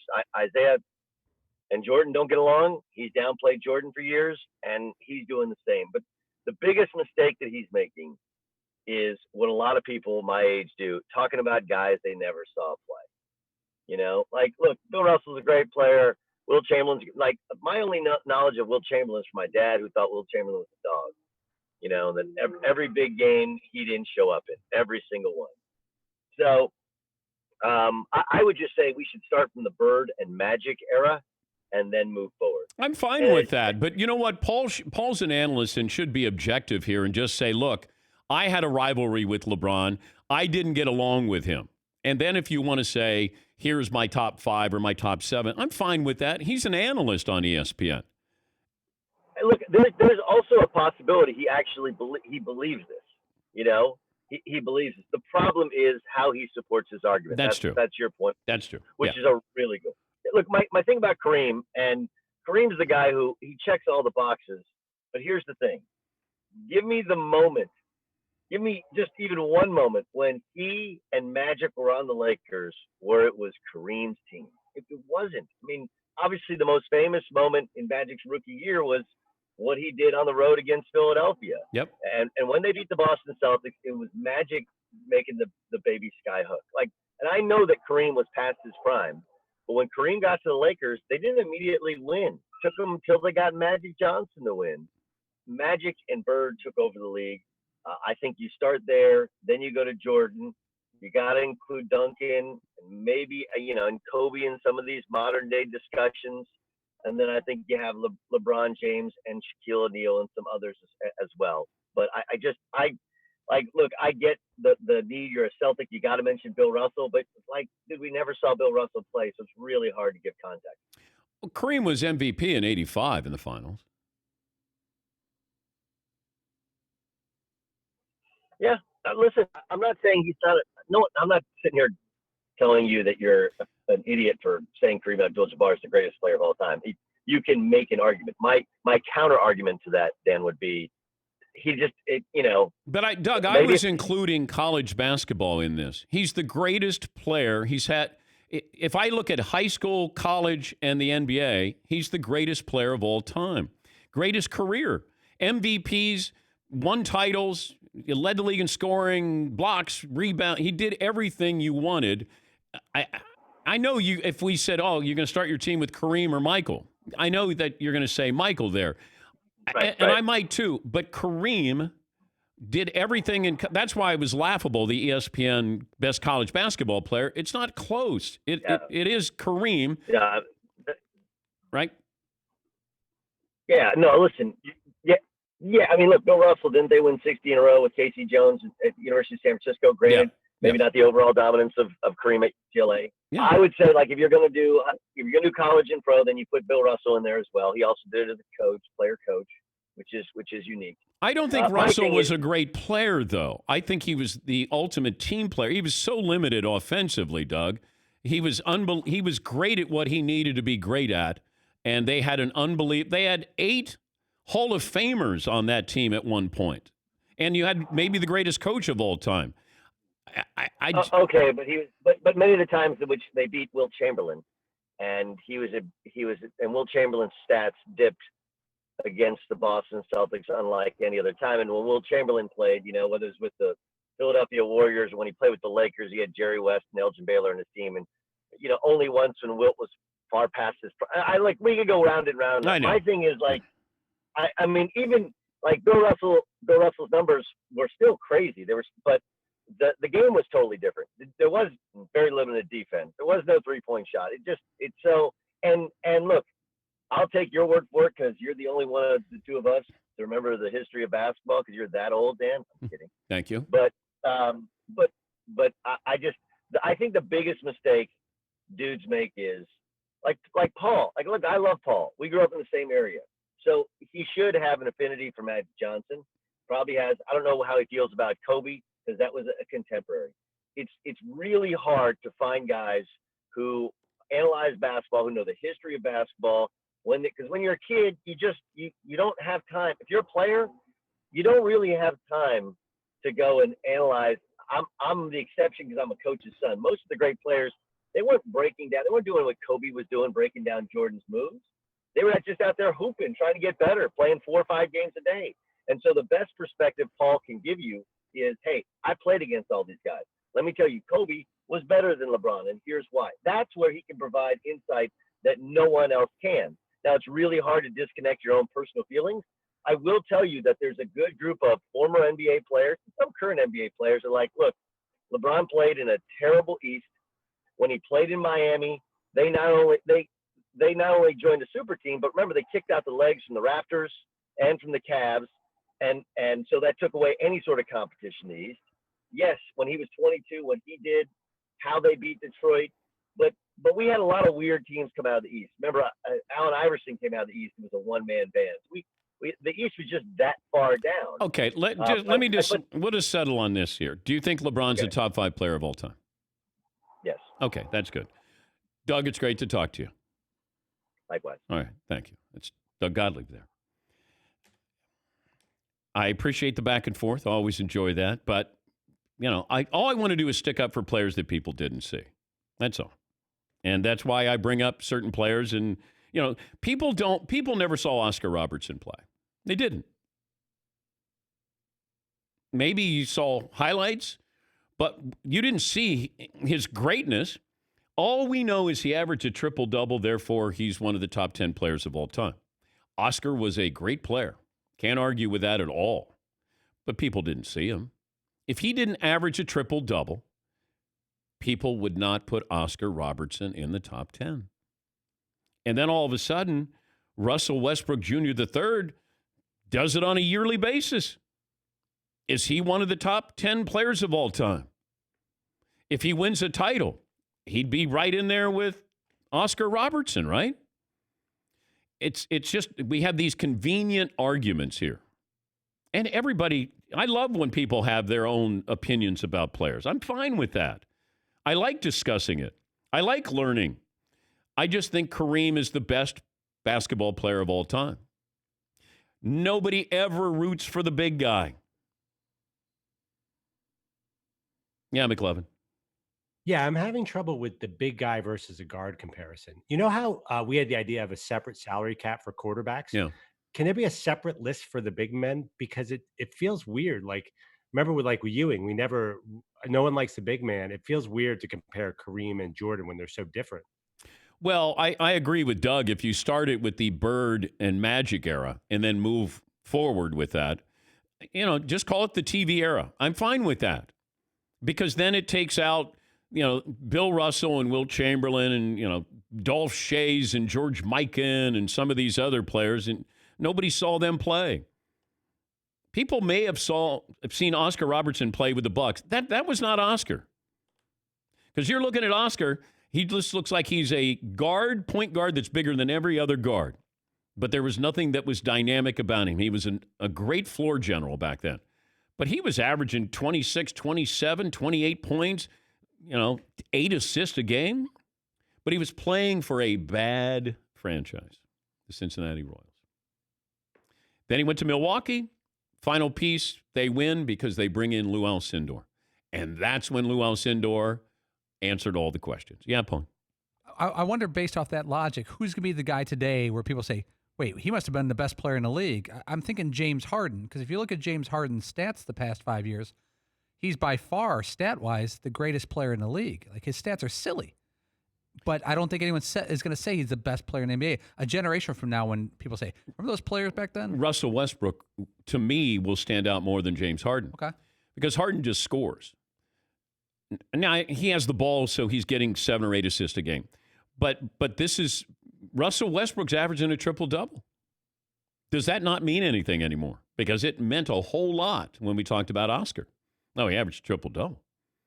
That's all people knew, averaged triple-double. They know nothing about any of his games in the NBA.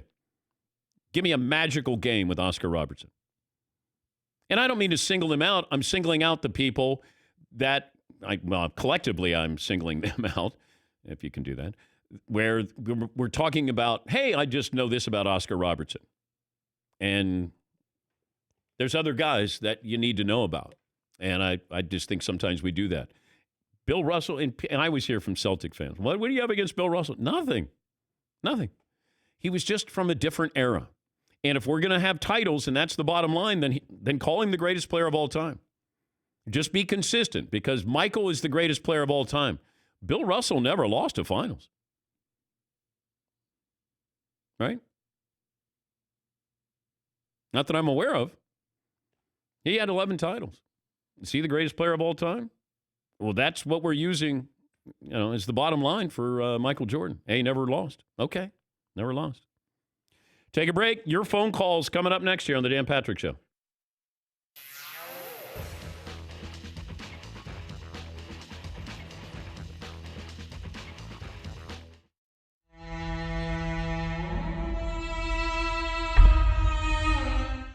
Paulie sends me a text. I'm coming back from my birthday celebration in New York with everybody from NBC. And then it was Harrison Ford is an overrated actor, or he's not a good actor? Let me double check exactly what I sent you. It was in that vein. But were you watching a movie like The Hunt for Red October or something? Yes. What were you watching? I was watching The Hunt for Red October, which I thought Alec Baldwin was great in. And Alec Baldwin, He was. For some reason, they couldn't get him to do the next one. He was difficult, and they brought in Harrison Ford on the subsequent Tom Clancy novel movies. Yeah. And then I was also watching a movie the other day, actually yesterday at almost the same time, regarding Henry. It was with I think Harrison Ford is wildly overrated as an actor. I think he's an interesting character. He himself, like back in the day when he was Indiana Jones, he was a great character. He was just kind of a swashbuckler. But isn't that acting? Kind of. But I think that's him. Maybe, yeah, he might. But De Niro, it feels like De Niro's playing himself. I think in real life, Harrison Ford is more regarding Henry. That's actually who he is. Really? Yeah. But then he plays these other people that are actually super cool, like The Fugitive or, Han Solo. I thought he stunk in The Fugitive. I thought the movie was great. What about Book? What's that movie? Witness. Yeah, I mean, he was great in Witness. That's a great role. Really? I'm not a big Harrison Ford fan. He plays the good guy hero really well. Right.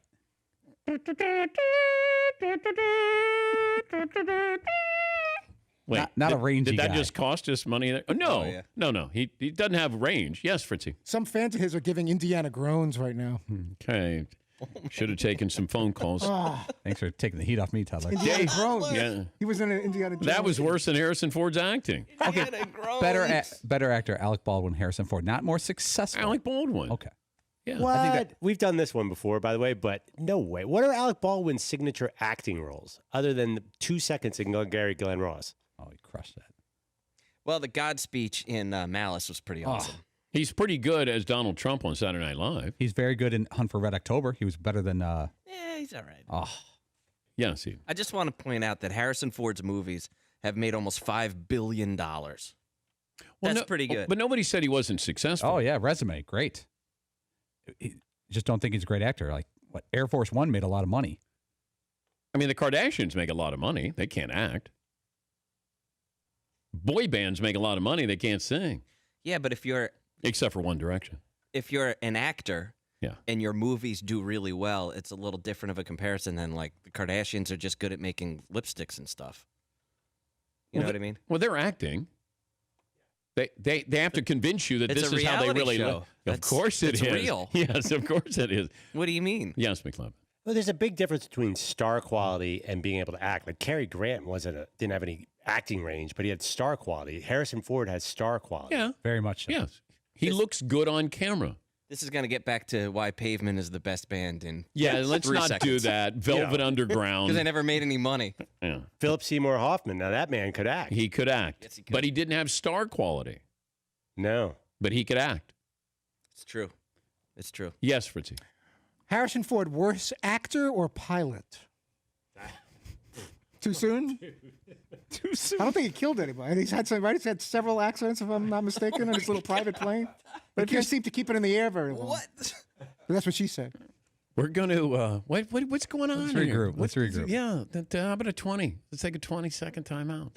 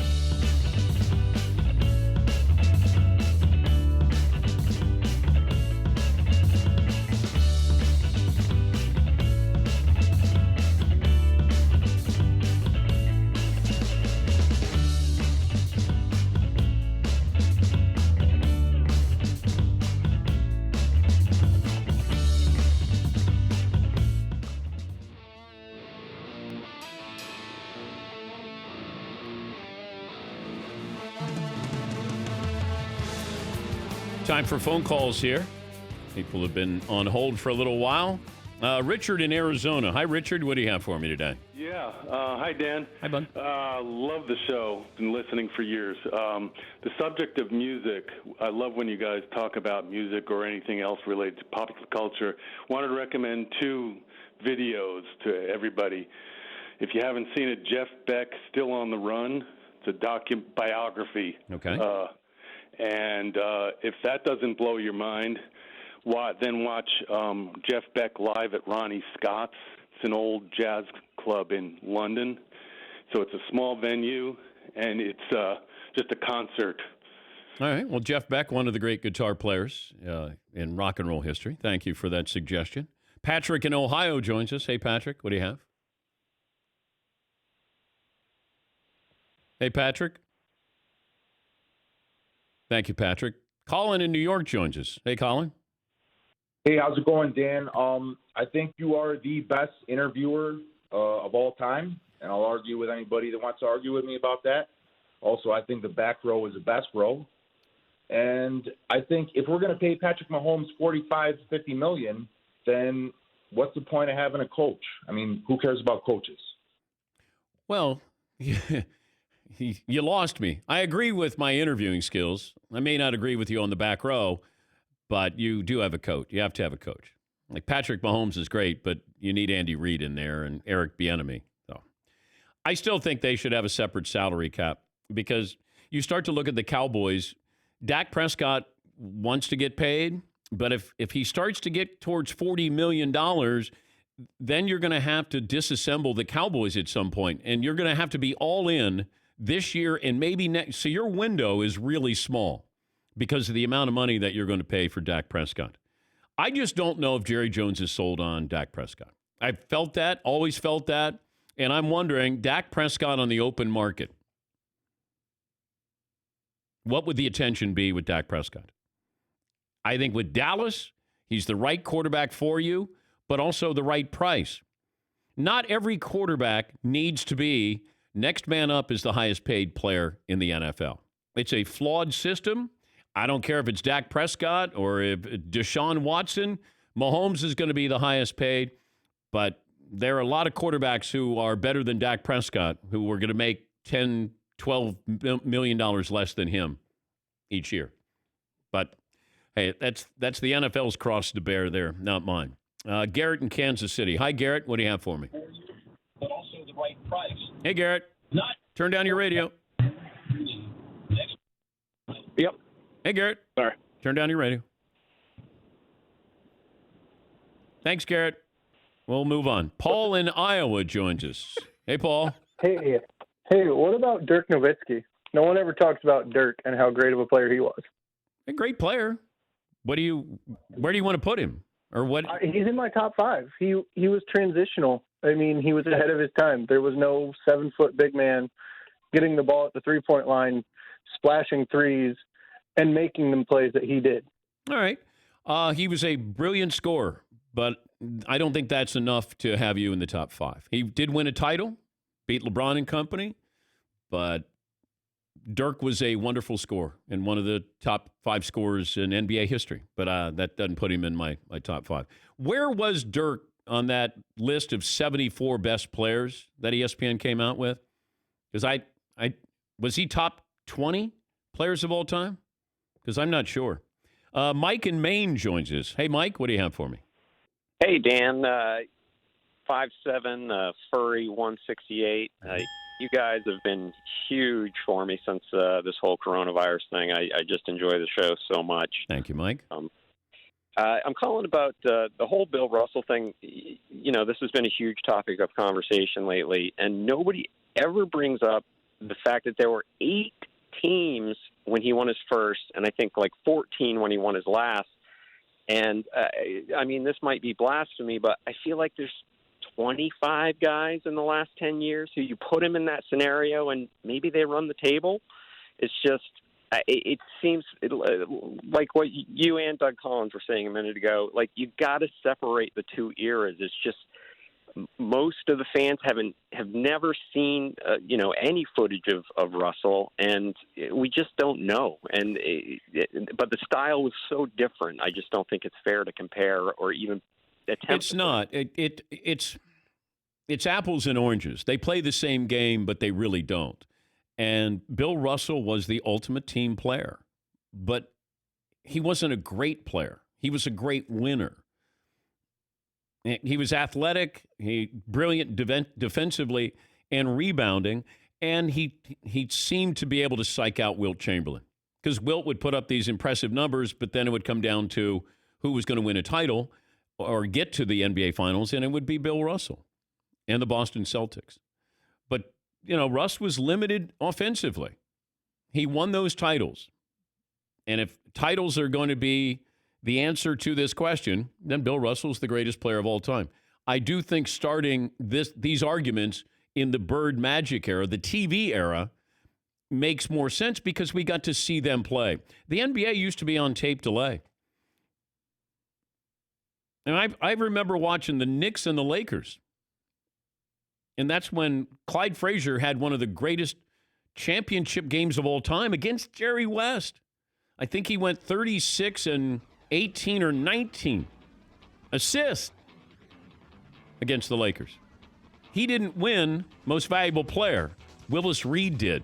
And I think he scored 2 or 3 baskets against Wilt Chamberlain. But the emotional lift, they made him MVP. Final hour, more phone calls coming up. Denny Hamlin had a win last night at Darlington. He'll join us coming up. Final hour, Dan Patrick Show.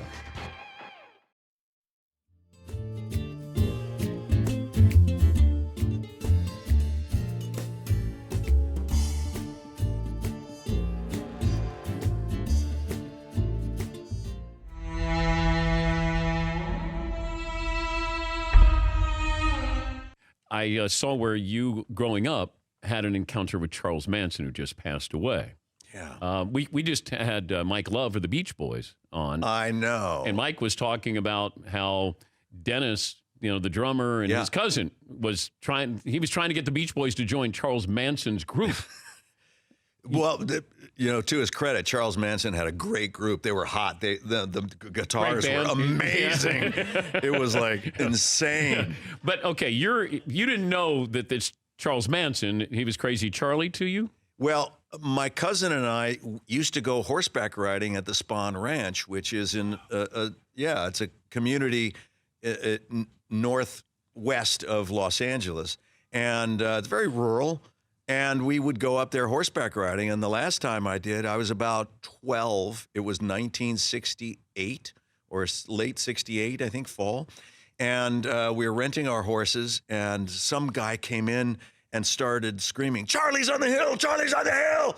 And it startled us. We were like, "Oh, well, what happened?" And the old guy who was renting his horse said, "Don't worry about it. Don't worry about it." And everybody there, maybe 8 to 10 people, men and women, jumped on horses and galloped away. And we were, wow, what was that? Well, the old guy brings out 2 horses that, Central Park horses that are clunk, clunk, clunk, clunk, clunk. And we start to do our horseback ride in the same direction where they went. About 20 minutes later, we see a trail of horses coming back. And the width of this trail is maybe 10 feet. So horses have to pass by each other very closely. And in the middle of this pack, there was one little man with black hair and dark, dead eyes who was on the horse, but he wasn't holding his own reins. The guy in front of him was holding. And he was just sitting kind of wildly like this, just like going with the movement of the horse. And he was just out of his mind. And my cousin and I are passing, and we're looking at him, and like, oh my God. And I looked at him carefully as he was passing, and my cousin said, "That must be Charlie." And then we didn't think a thing of it.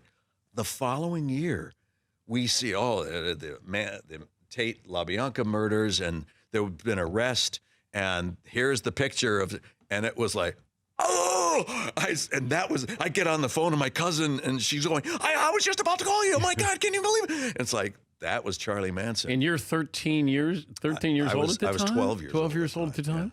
Yeah. It's kind of hard to process that. It didn't, and then again, when I heard he died and saw his face again and saw pictures of when he was younger, it was like, oh my God, it was almost like turning a switch. It was like, ooh, I'll never forget that face. And that's why I'm positive it was him, because it was such a big deal that, Charlie's on the hill, and then staring at him on his way back. And it was just indelible in my memory. Let's see if Penny hears a familiar sound. Oh, it's amazing when you don't hear your name when we call you, but you all of a sudden hear the rapper inside the COOK. I know. I just don't think I get enough love the rest of the day. I think you sort of use me. I think you're using me, okay? You swear you're not. You swear. You promise. You promise you're not doing that to me? That when I give you the COOKIE, that you're going to stay here? You're not going to go back and lie down? Easy. So you're going to stay right here. You used me again!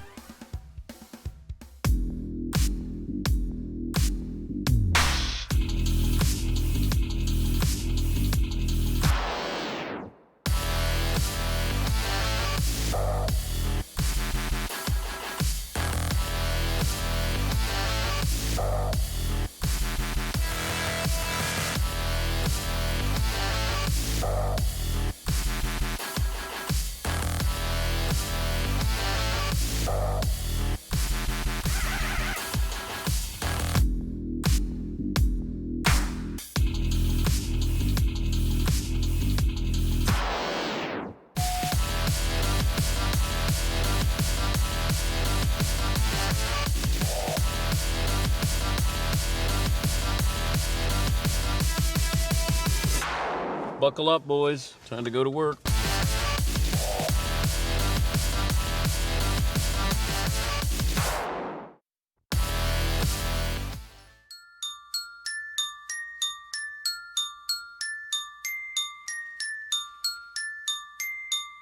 Welcome to the Dan Patrick Show. Kareem Abdul-Jabbar, to me, if I look at everything he accomplished, is the greatest player of all time. Greatest basketball player of all time. There's no marketing here, nothing. 3 for 3 in college. He couldn't play his freshman year, or he would have gone 4 for 4. He was most valuable player all 3 years. Can't do better than that. Nope. You got 6 titles here. He won 6 MVPs. He was an all-star 19 times. Dan Patrick. Bringing you the biggest guests and Jordan fans. Kareem played against less athletic guys to me. I mean, compared to the superstars. Did he have a time machine where he's like, can you bring in Kevin Durant from the future? Can you bring in Shaq from the future, please? I want to talk to McLovin. Broadcasting from the Mercedes Man Cave. What's up, Shaq? That's not McLovin, the other guy. This is Dan Patrick. Final hour on this Thursday, Dan and the Danettes, Dan Patrick Show. Covered a lot of ground. Spoke to Chris Collinsworth, NBC Sports Football Night in America analyst. Denny Hamlin, NASCAR driver. He won last night at Darlington. He'll join us coming up. Phone calls. We have an old poll question, apparently, because McLovin says he has a new poll question. Okay, the first 2 hours was what's the best part of the experience of college football, tailgating or being in the game? 60-40 being in the game, kind of obvious. All right. So you have a choice. Do you want to switch to NBA season and what they should do, or do you want something off of Dak Prescott? Oh, well, give me the Dak Prescott. You're looking for clicks. Yeah, I mean, it's totally clicks. Okay. But can you win a Super Bowl if you pay your quarterback $40 million a year? I won't put Dak's name. I'm just asking that question. Well, because we say $40 million now, and then it's going to be $45 million, and then it's going to be $50 million. I think history 40 sounds pretty big. Well, history shows that you haven't had teams win Super Bowls with quarterbacks making that kind of money. A lot of these teams have used that rookie quarterback contract to be able to build a team, and then by the time that quarterback matures into, a good quarterback, a leader, then you have a chance to win a Super Bowl there. I mean, that's what the Rams were hoping with Jared Goff, but now that you pay him, the Eagles, you pay Carson Wentz. The Kansas City with Patrick Mahomes, when you pay him. Deshaun Watson, when he gets paid. Cleveland's hoping they get something out of Baker Mayfield. The Jets still hoping they get something out of Sam Darnold. The Bills with Josh Allen. You get these young quarterbacks, Miami taking Tua. The Chargers, with Justin Herbert. I still think about that. If you said that I could have Justin Herbert, who I'm not sure about, or I could have Cam Newton, if I'm the Chargers, am I ready to win now? And who gives me a better chance of winning now? Assuming Cam Newton is healthy, I'm going to have a guy who is going to be, there's some star power with him. He is meant to be a starter, not a backup. And if I have Tyrod Taylor there as the backup, I feel better if something happens to Cam. You did not get Tua. That would have been the direction I would have gone in if I'm the Chargers. And then let's say you took Isaiah Simmons and you put him on that defense that's already an elite defense. Now, all of a sudden, I think you got people's attention because you're going to go after Kansas City with that defense. And you have Cam that gives you a respectable offense. You have some weapons there. Cam, a healthy Cam, makes you a Super Bowl contender, in my opinion, with the Chargers. And if I can use that draft pick and I get a guy who's going to be impactful, like Isaiah Simmons will be, then I think that I've strengthened my offense, strengthened my defense. And in the draft, at least with your first pick, you didn't strengthen your offense or your defense. Yes, McLovin. Is there some fear of injury in the Chargers? Because they've been gutted by injuries for the last 4 or 5 years. Remember that the year you had them going far, they got hit hard. Yeah. And they still won 12 games. Yeah. I had them going to the Super Bowl that year. But I just think that would have made more sense for Cam Newton. He's just going to wait until something happens to a quarterback. He's putting out these videos and just showing, I don't know how healthy he is. I don't know how healthy his foot is. Shoulder looks good, but throwing passes in the backyard or on a football field you're not simulating, game action. And I'd like to know, can he throw deep? What kind of velocity does he have on that? How does he feel? Is there swelling when he's done with this? Shoulder surgery is tricky. Having had it done, and it doesn't feel like it's ever, like when they say surgery, successful surgery. Like how many times do we hear that with an athlete? Oh yeah, it was successful. I don't think you can say that about the shoulder. Look at Andrew Luck, Cam Newton. It is tricky. And who knows how long it's going to stay in place. My shoulder is, and I'm just a regular person. My shoulder is not successful. I mean, is it better than it was? I couldn't lift my shoulder much higher than my head. And, so I couldn't throw a baseball, even shooting hoops or playing golf. And I wanted to get that corrected. I'm just an average person, and it's still tricky. And I still have problems with my shoulder. And I had a great doctor. It's an inexact science. That's what I don't know about Cam Newton. He's not a great passer, accurate passer. This doesn't help that. It hurts that. But I would want to know, if I get in front of him, can he be a different quarterback? Or is he just going to be Cam Newton? This is the way it is. I'm going to run. I'm going to take chances. But if I'm the Chargers, I would have taken Cam Newton in.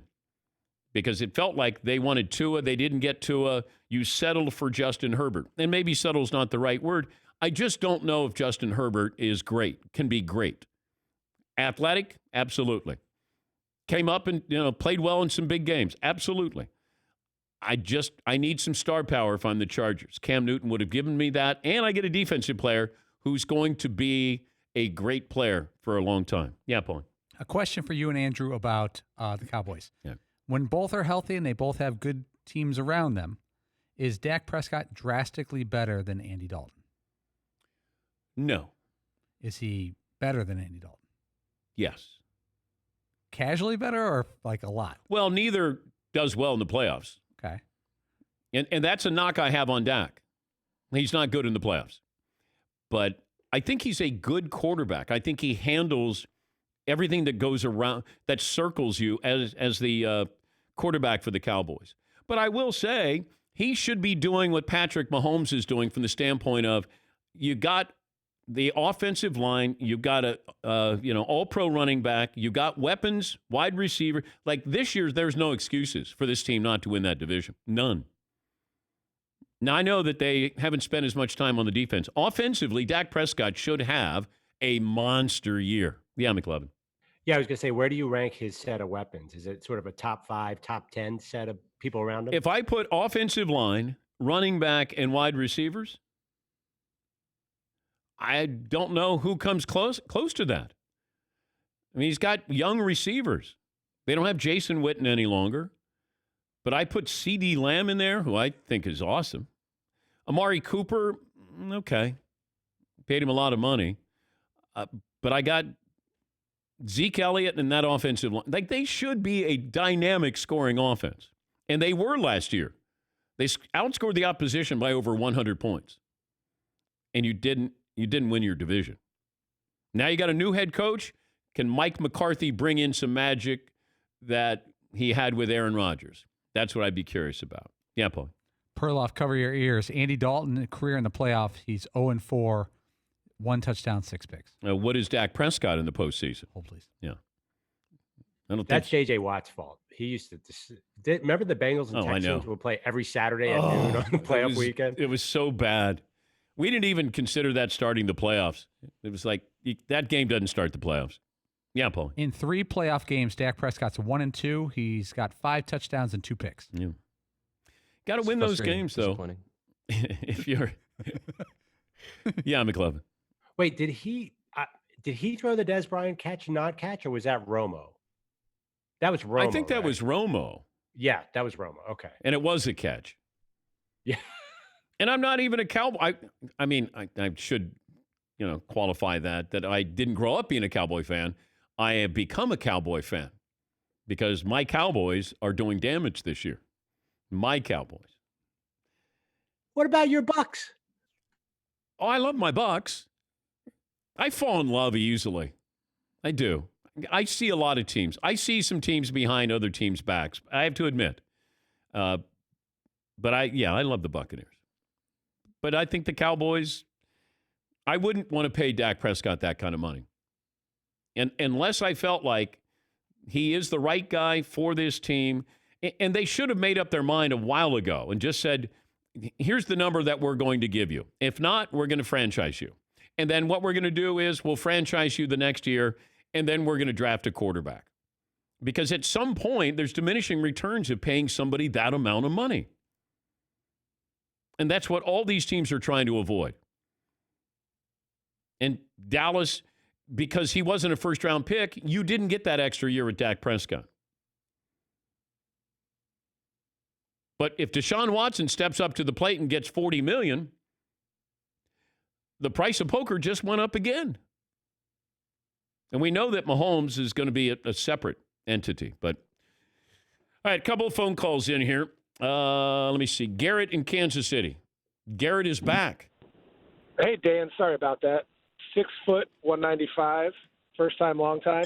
I wanted to call in a story about double birds to follow up on yours. So a couple years ago, my wife, my soon-to-be ex-wife, and I were coming home from dinner, and a truck pulled out of his driveway and about T-boned us.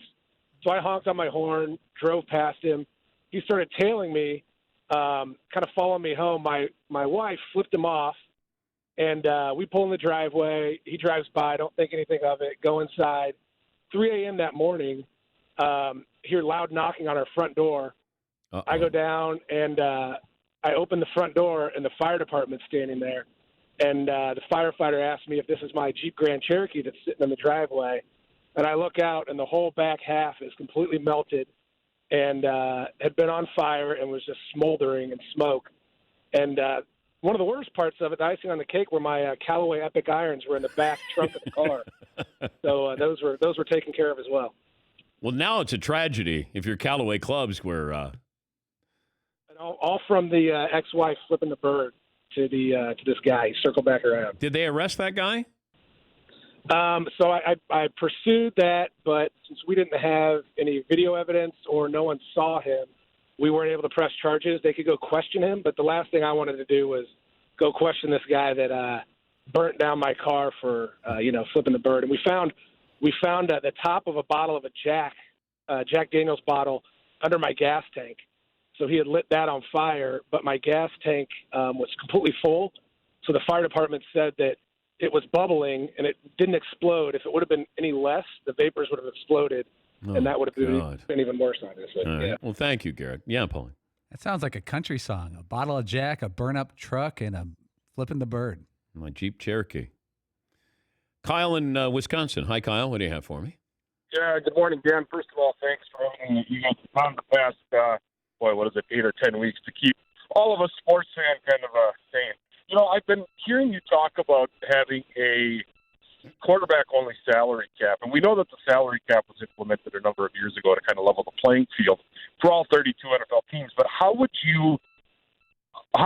a quarterback-only salary cap operate when you have a team like Cincinnati that will most likely probably start Joe Burrow week 1 this year, paying him on a rookie wage scale, compared to Kansas City that's probably going to give Patrick Mahomes $45 to $50 million. Because if you have a salary cap, you would also have to have a floor, correct? Like a salary floor, like you have to spend this much. How would that work? Well, I didn't have this thought out. You crazy, Kyle? I just throw it out there that why don't we have a separate salary cap there? I wonder if you could take that you can allocate a certain amount of money for your quarterback and it doesn't hurt you. But I don't know if you look at this overall picture and say since Joe Burrow is going to be on a rookie deal, therefore do you have more money to spend on other players until you get to that point where Joe Burrow in 4 years is going to be asking for $60 million a year. Paulie and I just discussed it, and we just thought, the fact that the NFL considered this, we thought that was progress on our part, that they actually discussed a separate salary cap for quarterbacks this year. Yeah, Paul. Plus, don't you think it'd be fascinating if the salary cap for the quarterbacks in the league was a fixed number? Let's say you had $40 million to spend on the quarterback position. You could have as many of them as you want. You could have 7 of them if you want, or you could have 1. Or you could have a guy making $39 million and a guy making $1 million, or a guy making $26 million and a guy making $14 million. Yeah, but if Joe Burrow is going to make $9 million this year, you don't get to spend that money elsewhere, but you can you can upgrade at the position as a backup for Joe Burrow as much as you want. yeah, we got to work on that. Yeah, though. we got Yeah, to grab some beer and got work on to. it. Yeah. Dave in Pennsylvania. Hi, Dave. Hey, Dan. Thanks for taking my call. Sure. 5'10", 230. Question for you. Well, actually, two questions. First of all, going with the Oscar Robertson, nobody seeing him play. Just want to know how you feel like the greatest baseball player of all time. Everybody's got to say one person, and nobody ever saw him play back in the 1920s. And my second question is, I'm from Pennsylvania. We just saw a picture of a certain quarterback that was getting a haircut and a shave on video when we're not allowed to do that. It's against the law in Pennsylvania. Well, shaving is legal, though. Thank you, Dave. Shaving is legal, but going to a barber shop is not legal. Shaving is illegal. Yeah, I don't have to see Babe Ruth to know that Babe Ruth is the greatest baseball player, because I see all of his numbers and the fact that he won almost 100 games as a pitcher would lead me to believe that that's as balanced, as well-rounded. We talk about five-tool players. Babe did it all. Now, you can say, oh, well, he did it against, there was no integration there. And we can argue all of that, or maybe it's not even an argument. It is fact. But Babe Ruth, with those numbers, he was hitting more home runs than teams, and that he could have been a Hall of Fame pitcher by all accounts. So I didn't have to see him. What I'm saying about Oscar Robertson is great player, great stats. I don't think many people saw him because he was in Milwaukee and he was in Cincinnati. That's all. And we didn't have TV back then to be able to watch them. I saw him because I'd go to the Cincinnati Royals games. And it's a college basketball town, not a pro basketball town. People did not show up to see the Cincinnati Royals. Nate Archibald is one of the greatest players I ever saw. But I got to see him in person. Not many people did. They saw him when he was either in Kansas City with the Kings there, or when he was with the Celtics. When he was with the Cincinnati Royals, Nate Archibald was spectacular. Let me see here. Nick in Indiana, then we'll take a break. Hey, Nick. Hey, thanks for taking my call. 6'2", 285. Chris Mannix last week said Russell Westbrook and Rick Barry aren't even in the same league. That's insane.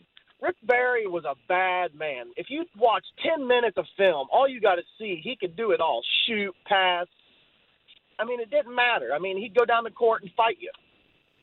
Oh, I know. Mannix never saw him, and therefore, if you didn't see him, then he can't be good. And I just wanted to let Chris Mannix know Rick Barry led a team to the NBA title, was a great scorer, and great passer, rebounder as well. I mean, Rick Barry was a great player. That's all. We get caught up in, Russell Westbrook triple-double. Is he more athletic than Rick Barry? Yes, he is. Is he a better player than Rick Barry? Not in my opinion. And I love watching Russell Westbrook play. Love. I'm on record as saying he's one of the players that I would pay to see, but he's not a better player than Rick Barry. Yes, he. One of the things that gets tough, though, as someone who didn't get to watch then, right? Like, there's a whole bunch of us that weren't alive, so we didn't watch back then, is like comparing the athletes of today, or even like an Allen Iverson, and saying that they're just as good when people didn't even dribble through their legs yet then, or something. You know what I mean? Where you're like, well, wait a minute. Like, the athleticism is just completely different. It's like two totally different games. So it gets hard to say, like, well, yeah, like who could back then could guard Allen Iverson? Probably nobody, but it was a totally different game. So, but I have to look at what you did in your time, and Iverson was spectacular in his era. And because of Iverson, you had people who added to their games because of Allen Iverson. It feels like everybody keeps sampling off everybody as they build. If I said LeBron James is going against Bill Russell, LeBron James is bigger than Bill Russell. Who do you have? So if I'm going to compare like that, you would take LeBron James because he's a better athlete. He's bigger than Bill Russell. He's more versatile than Bill Russell. Bill Russell's People put him, as the greatest basketball player, one of the greatest basketball players of all time. If we matched athleticism, it's not close. LeBron, with what he does at that size, it's not even a comparison with Bill Russell. Yeah, McLevin. I kind of assume that Rick Barry is athletic because his son Brent won the dunk contest wearing sweatpants. Is that a complete stretch? No, he's athletic. He's not as athletic as Russell. How many people are as athletic as Russell Westbrook? Oh, very few. Yeah. I mean, it's not fair to say, if they played one-on-one, that was Mannix's argument. They played one-on-one. That's not what this is about. What did you do for your team? How great were you? I mean, that's what we're talking about. Let me take a break here. We'll get some more phone calls. Denny Hamlin will join us, fresh off a win last night. And 21 after the hour, this is the Dan Patrick Show. You check things all the time, like your email, your Instagram. What about checking something important like your credit? Discover makes it quick and easy. Best of all, it's free. Discover's now offering FICO credit scores, the score used by 90% of top lenders, and they do that for free even if you're not a customer. Checking your score is not going to hurt your credit, and you can check each month for changes. The Discover Credit Scorecard, it's free for everyone, even if you're not a customer. Learn more at discover.com/credit scorecard. Discover.com/credit scorecard. Limitations apply.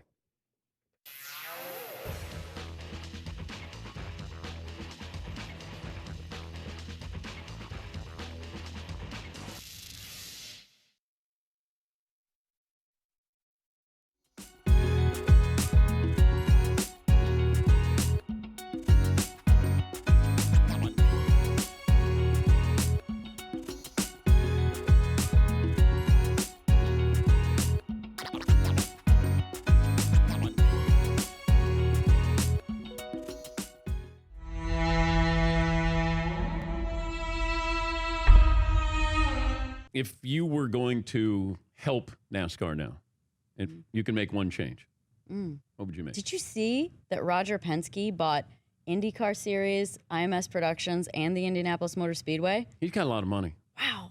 We were trying to talk about how much that Are you cost. coming back? No, God, no. Okay. Oh, okay. I just thought that was fascinating. I thought you were, there was No. a prelude to telling me you were coming No, the back. Home and George family has owned those for, 70 plus years. So it's, forever. So it was just big news. But you're asking about NASCAR. What would I do? Yeah. Change one thing.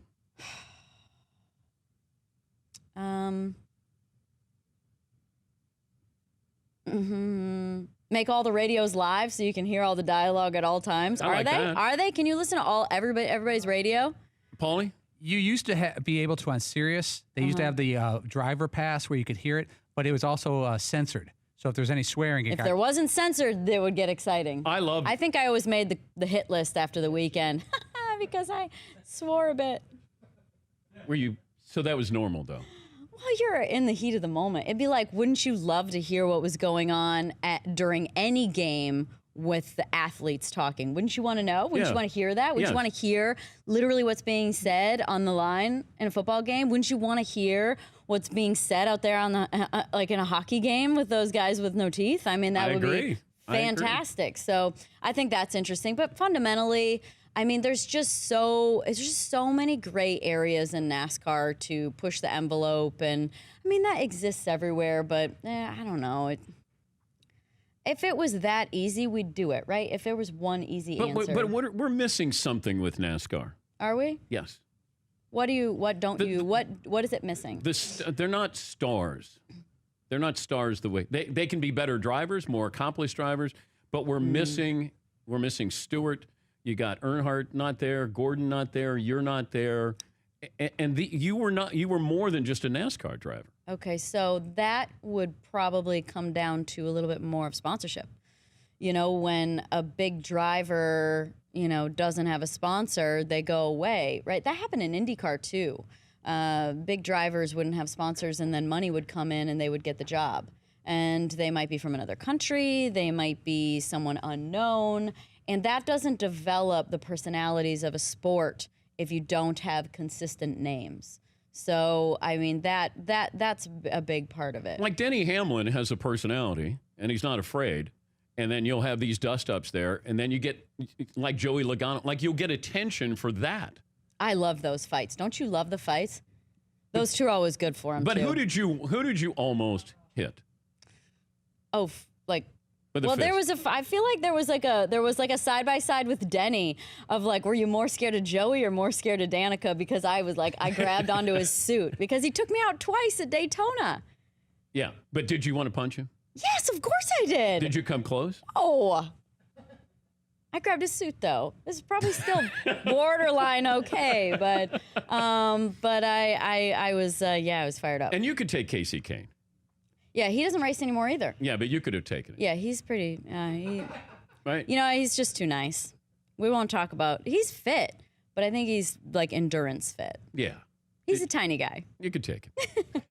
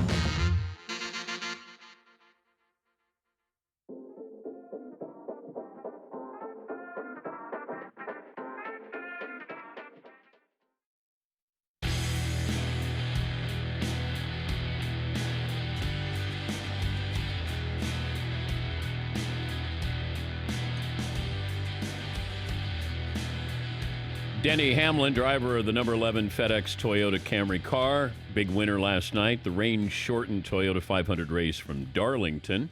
He and his crew unveiled the number 11 FedEx small business paint scheme ahead of this weekend's race in Charlotte, and it pays tribute to small business owners, the real backbone of America, which is represented through the stars on the car. Denny joins us on the program.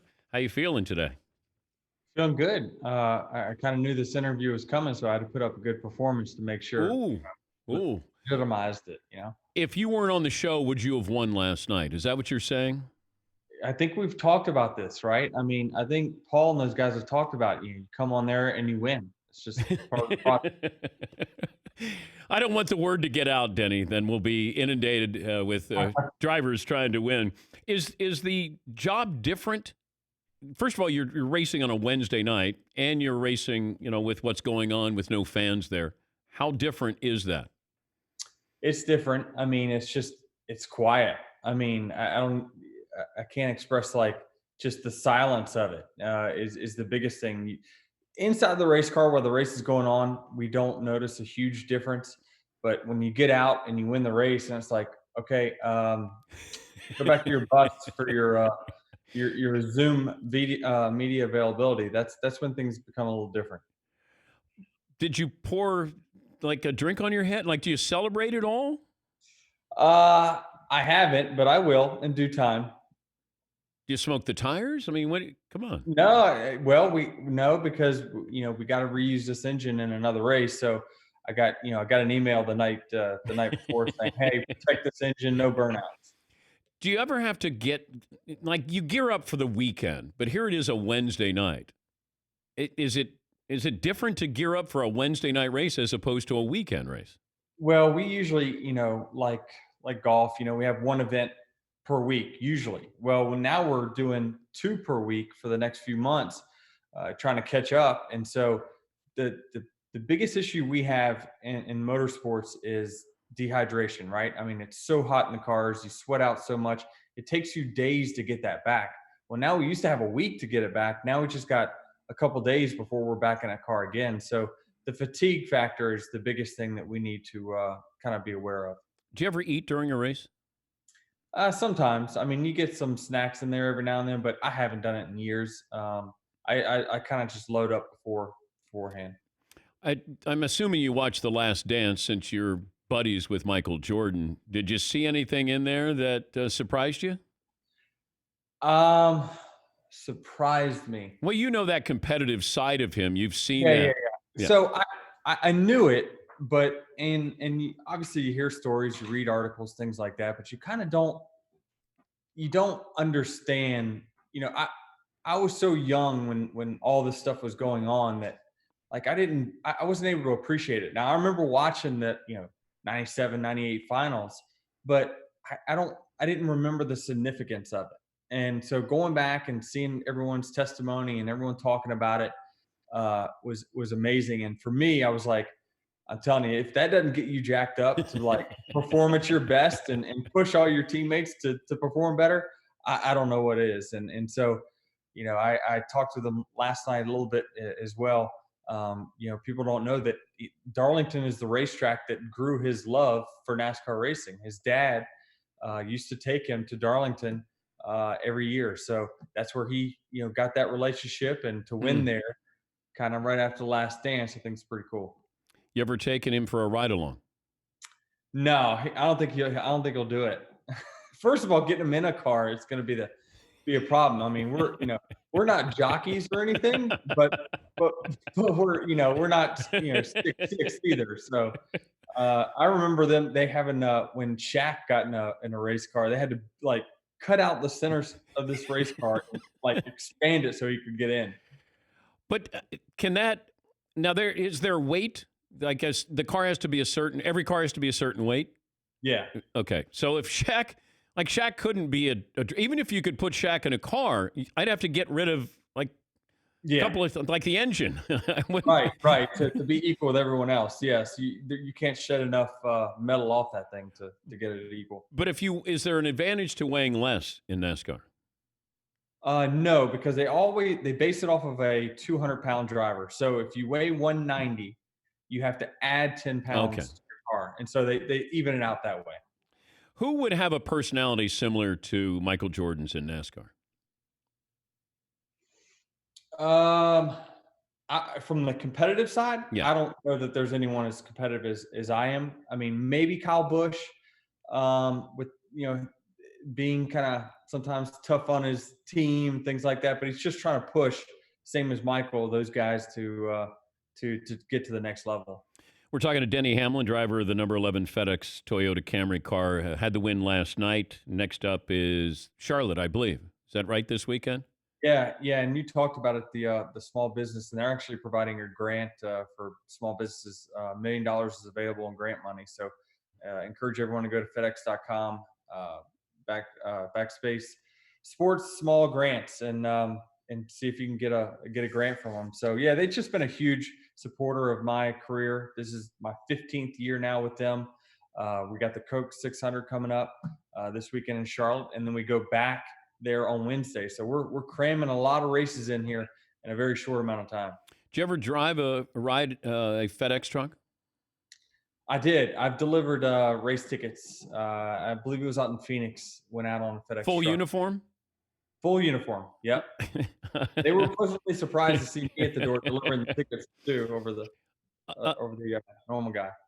Explain the middle finger etiquette in NASCAR with Chase Elliott last night. He actually had pretty good form with it, to be honest with you. I mean, just kind of had a few knuckles up. He didn't move his hand around. He just kept it steady right there in line with the car. So it was good form, in my opinion. Okay, but what is middle finger worthy on the track? I don't know. I guess that one probably was. I mean, we all, everyone that knows racing knows that, it was an accident, but still, he got screwed in the process. Worked out good for me, but it's, the one thing that really does piss me off though is getting it while you're racing. Like, you're racing a guy and maybe you bump into him, whatever, and he sticks his middle finger out of the window and you can see it, like it's time to send him. What do you mean? Tap him? You got to send him in the fence. Don't be giving me the middle finger. What if I give you the double bird? That means you're in the fence because no hands are on the wheel. But you haven't been in a fight in a while, right? Last year we had a little tussle with Joey Logano again. Me and him we butt heads a little bit. He kind of came over to talk to me, and I'm cordial. I stood there like a man and wanted to talk to him, and that's all good. But then kind of as he walked away, kind of gave me a shove in the shoulder as he was walking away, and that didn't work. So You know, I like your fire, but he's got some reach on you, Denny. Yeah, he does, but big man like that's got to have slow reflexes. Well, congrats on the win last night. Good luck this weekend. Always great to check in with you. Thanks for joining us. Thanks, Dan. See you guys. Appreciate it. That's Denny Hamlin, driver of the number 11 FedEx Toyota, and win last night. Some phone calls here. Yeah, we're watching the situation last night with the flipping the finger. He's just holding it up there for like 10 seconds. Let me see. How about Jim in Arizona? Hey, Jim, what do you have for me today? Dan Petty, good morning, sir. How are you? Good. What do you have? First time, long time, 6'4", now stealth like 185. Ooh, okay. I know you guys talk about always coming out to Scottsdale, watching some spring training and what have you. Yep. Next year will be a great year. Talking about great players, Connie Hawkins. Yeah. Well, Connie, probably, I saw him when he was with the Phoenix Suns, and he came into Cincinnati Gardens, and I'd never seen somebody grab a basketball like that with hands that size. But, Connie had, there was trouble in college and even going into ABA, NBA, and then he came over to Phoenix. And it's not the same as Dr. J when Dr. J got to the NBA, but there are parallels there. We had heard about the myth of Connie Hawkins. I got to see Dr. J in person, but then he came to the NBA. He was not the same Dr. J. But Connie Hawkins, I was underneath the basket at Cincinnati Gardens, and I just wanted to see Connie Hawkins. And in the layup line, he had hands that it felt like he treated that basketball like it was a cantaloupe. He had the biggest hands I've ever seen. And he wasn't a, great shooter. He was just a very, very athletic person, basketball player. And if you get a chance to read the book Foul, it's about Connie Hawkins. And I think that came out in 1970. I remember reading that. But and I saw during the 1993 NBA Finals, when the Phoenix Suns were in the NBA Finals, I got to meet Connie Hawkins. And I said, I went to the Cincinnati Gardens, and his eyes light up. He's like, Cincinnati Gardens? Nobody went to the Cincinnati Gardens. I said, I know. I was there watching you in layup line with Tom Van Arsdale. Or no, Dick Van Arsdale. Tom Van Arsdale played for the Royals, but I remember the Phoenix Suns. They were fun. Yes, Paul. Yeah, I've read about Connie Hawkins before because I saw his stats, and he wasn't even a rookie till he was 25, and he had trouble in college. Was he at Iowa? Yep. And there was always rumors about him with getting paid. Yeah, and it's another one of those guys. If he was around during the TV era in his prime, we'd be talking about him. Yeah, because he would have been coming out of high school right to the NBA, or he would have been a one and done. But yeah, Connie Hawkins, huge hands, man. Matt in Virginia. Hey, Matt, what do you have for me today? Hey, Dan, how's it going, man? 5'11", a fluctuating 170, 175. Yeah. I just want to let you know the pipes sound good today, man. But I heard you talking about the quarterback pay wage or whatever, and I was thinking, why not have a game started scale? So after 48 games, you're eligible for X amount of dollars. After 96 games, you're eligible for X amount of dollars. Not saying you'll make that much, but that's how much you're eligible for until you reach the next tier of games started. They always say your best ability is your availability. That way you're getting paid for showing up. You know what I mean? Yeah, I think that's valid. Great point, Matt. I like that. I want somebody else to do the heavy lifting for me. I just want to come up with an idea, then you take it from there. Justin in Michigan. Hey, Justin, what do you have for me? Hey, the other day, Dan, I'm 6'3", 250. All right, here in Michigan, you either love Matt Stafford or you hate him. And it's been talked that if he was on a contending team, you'd already have a Super Bowl. So who would you rather have if you're the Cowboys, Dak or Matt, to take you to the Super Bowl? All right, thank you, Justin. Well, I don't know how healthy Matthew Stafford is with his back. And if I look at his salary, he looks like a bargain compared to Dak Prescott. What is Stafford, 31? Yeah. 31. I'd have to look at his numbers here. I don't want to be flippant and say, well, I'd take Matthew Stafford. Matthew Stafford's got a lot of talent, but, we haven't seen the results of that. They made the playoffs once. since he's been there? I thought he's 0-3, Matt Stafford in the playoffs. Oh, is he? Okay. Yeah, so I like Dak Prescott. I just don't like him at that price because I don't want to lose other players. And maybe Jerry Jones just says, all right, we're all in, and who knows what this team is going to look like, after all these contracts come due. You just can't keep paying everybody like this. Yeah, Paul. Matt Stafford 0-3 in his career in the playoffs. Okay. Last start in the playoffs was 2016. All right. Here is the highest percentage of salary cap used by Super Bowl winning quarterback. This since 1994. The highest percentage used on a quarterback was 13% of the salary cap. It was used on Steve Young, 1994. Eli Manning is second on that list. Peyton Manning, Tom Brady in 2014 was 10% of the salary cap. Peyton Manning again at a little over 10%. And Brett Favre at 10% in 1996. I don't know what. McLevin, can you do the numbers on Patrick Mahomes? What would his salary be compared to the percentage of the salary cap? Assuming $50 million? I don't think they're giving him $50 million. I'm going to guess that it probably would be $45 million, but let's say $45 million of the current salary cap. Can StatSync, bring that up for me? Which quarterback has the highest percentage of his team's salary right now?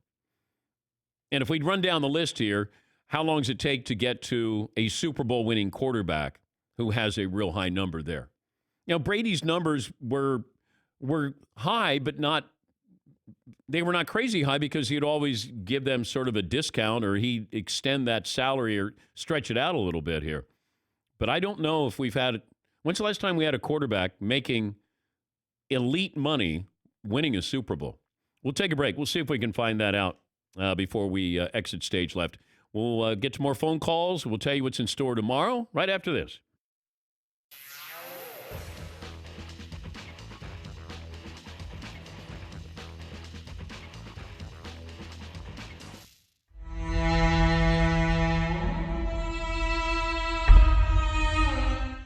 Fritzy, why do I need Jennifer Love Hewitt?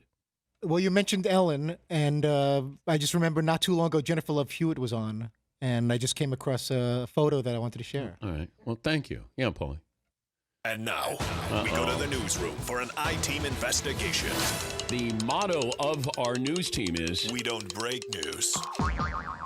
We sprain it. Let's go to the newsroom. Paulie? Dan, you'll recall a few weeks ago, Todd Fritz, the popular booker of the Dan Patrick Show, was contacted by representatives of Jennifer Love Hewitt, saying she was either a fan of the show or she heard something nice Fritzy said about her. The I-Team has reached out to her representatives, and I asked if this exchange happened with them, and the email I got back was, I'm not really sure what you're talking about, Mr. Pabst. Back to you. Did you get catfished? I hope not. Why would they give like an address and a phone number? Sunset Boulevard in L.A. It seems very real to me. When's the last time you heard from Jennifer Love Hewitt's? I'm gonna say about a month. Yeah, maybe a little over a month. Say hello to Catfish. Hope you enjoy it. How do you like your catfish there, Fritzy? Do these people have nothing better to do than to pretend that they're a PR person for Jennifer Love Hewitt and they're sending something to the man cave? That's the excitement of their life. Yes, I'd imagine they'd had a blast over the last month. Yeah. Probably listening and laughing every time you say, oh, yeah, Jennifer Love Hewitt, they're sending something special for us. But what do they really accomplish? It's not exactly on the level of Manti Te'o. No. Whether Jennifer Love Hewitt sends something to the man cave or not. Why they have nothing else to do in their life? You believed in this as much as Manti Te'o did, his fake girlfriend. I did, but it seems like a very real email. There's no photos attached or any other physical evidence that the person works with. Okay, I think you got catfished here. That's all. Happens to the best of us. Yeah, just say well done, move on.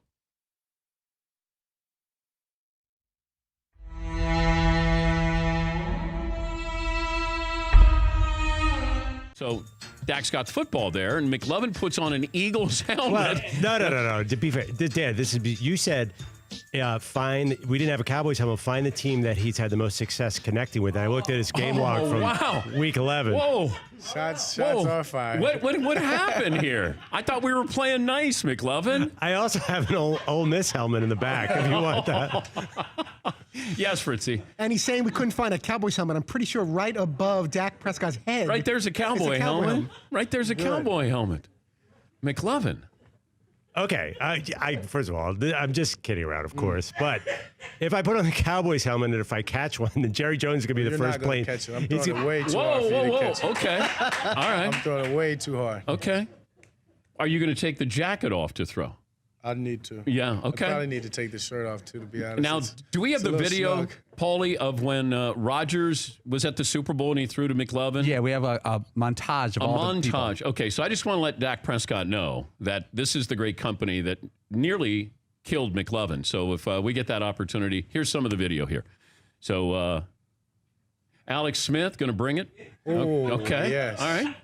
And Alex, McLovin made fun of his arm. That's Eli. Drew Brees, he threw a knuckleball at him. Through the watermelon. That's Case Keenum lit him up. Dan Marino. And Aaron Rodgers. Now watch the second one. Here's the second one. Oh. So there. Aaron Rodgers was trying to hurt him. Yeah, you're gonna have to take the jacket off there. Yeah. Here we go. 2 throws, Dan. 2 throws. All right, wait a minute. Throws. You don't even have your gloves on. I don't need them. Okay. Dak throws a really catchable ball. ball. So here we are, down in the in Tribeca. McLovin with his Cowboys helmet on. Dak took off the jacket. So here we go. We ready? Yeah. What are you doing? McLovin. He's got to reach out. You got to catch it. Sun got in my eyes. The sun got in my eyes. Sun got in your eyes. You ready? This Okay. was pumped up even more. Here we go. Close. One more. Okay. Now really try to catch it. Now, I will. See if you can make his heart stop. Make his heart stop? Yeah, see if you can hit him off. He won't catch it when I throw.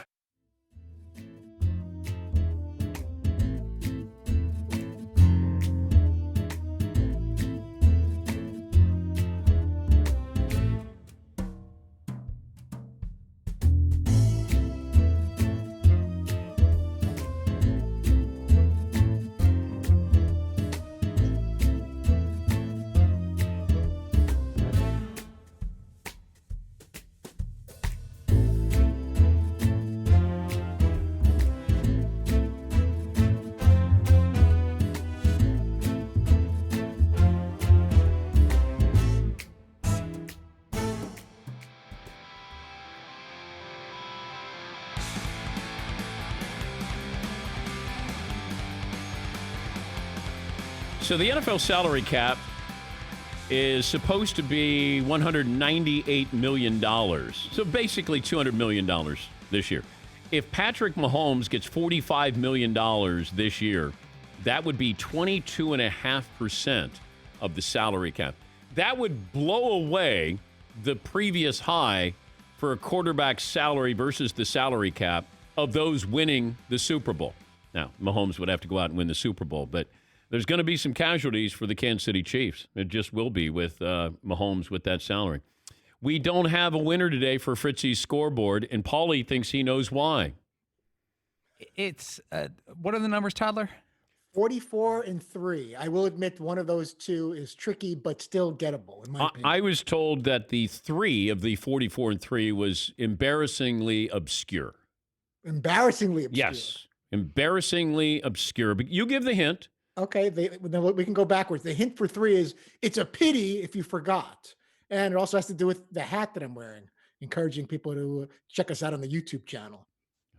Yes, McLovin. So it's Rocky 3. Rocky Clubber 3, Lang. because Clubber Lang, Mr. T, was born on this date in 1952. I don't think that's incredibly difficult. No, embarrassing. Or embarrassing. Yeah. We can't just give away, you can't just I know, give away Todd. Oh, I presents. realize. I know. Got to earn it. I know. We're giving away merchandise. And what do we got for 44? I have no idea. I don't know what the hint is. The hint is pinch me. That can't be true. pinch me, that can't be true. I On May 21st, 1969, after 9,015 at-bats, Hank Aaron, jersey number 44, lifted for a pinch hitter, good old Mike Lum. He doubled in a 15-3 win over the Mets, but Hank Aaron was pinch hit for on this date, 1969. How do you do that? Thank you, Todd. Was Mike Lum the first player from Hawaii to play in the major leagues? For some reason, I know that. I don't know if I'm impressed or depressed hearing you know that. Oh, yeah, he's from Honolulu, Dan, Yeah. straight out of Roosevelt High School in A Honolulu. new segment on the show, Impressed or Depressed. Impressed or depressed? Highest percentage of salaries against the salary cap this year. Aaron Rodgers, 18%. Russell Wilson, 18%. Ben Roethlisberger, 18%. Jared Goff, 17%. Wentz, 17%. Matt Ryan, 16%. Kirk D. Cousins, 16%. Stafford, 16%. Garoppolo, 15%. Derek Carr, 14%. These would, if anybody in this group wins the Super Bowl, it would be the highest salary against the cap by a quarterback in NFL history. So Mahomes is going to be up to 25% or over 20% of his team's salary cap. Patrick in Ohio joins us. Hey, Patrick. Yes, sir. Hey, thanks for taking my call. Long time, first time. Yeah. Yeah, I drive a truck for a living, so getting flipped off is pretty much like part of it. And it's routine. I drive a dump truck. I'm from Franklin, Ohio, so I haul all around that, general area. And that particular day, I was hauling salt straight off the barge out of Cincinnati off the river, taking it to all the, places around that surrounding area to their salt sheds in the cities. And this one was going all the way up from the river to the Dayton airport area, all the way up there in Dayton. And I'm going up 75 north. And the tarps do what they do, but they don't hold it all in. And I'm blowing salt all over. It looked like a big white cloud behind me, like a comet. And I figured I'm doing them a favor and salting 75 north, So I'm getting a lot of angry honks and birds and stuff. But this one particular guy, he had Florida tags, and he come by me waving his arms and honking and raising all kinds of cane. And he gets in front of me and proceeds to hang out the window and contort his whole body, look at me, and give me the double bird. Now, I don't have any clue how he maintained his speed, held his lane, and control the vehicle. He must have some in there holding the wheel, but I was so impressed. I keep a paper plate in here on a stick with a 10 on it for the pretty girls to go by, and I'll kind of give them. So I just was like so impressed. I couldn't even get mad. Usually I'll flip them back off, but this guy, the degree of difficulty that he pulled off on that trick, I gave him the 10 and clapped. I couldn't even be mad about that. That was pretty impressive. That's good stuff, Patrick. Be safe out there. Thank you. Good to hear from you.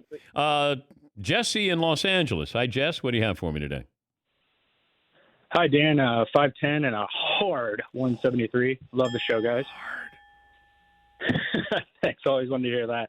I got a comment and a question for you. The comment would be to Seton and the sound crew. The best part about The Last Dance is the celebrity journalist Flo Anthony clip that keeps coming up. It's the best. It makes my day. Journalist Flo Anthony, who claims to have spoken to a source with knowledge from someone close to Wood, says Tiger is struggling. So good. So good. The question is for you is that we see athletes all the time on social media these days, and it's not really behind the scenes or as close as what we saw in The Last Dance, and it's not really as meaningful because it's usually controlled by the athlete wanting personal time. So I was wondering if you could see that The Last Dance produces or inspires, say, someone on a meteoric rise, an athlete in the professional sports world like Patrick Mahomes or maybe the Greek Freak, later on in their career, knowing it would be their last season, doing something very similar. I don't think it'd be as intriguing, but because we know how the Bulls story played out with the 6 titles, but I'm wondering if you think this will inspire today's professional athletes. Absolutely. I think you have so many people doing podcasts, their own special shows.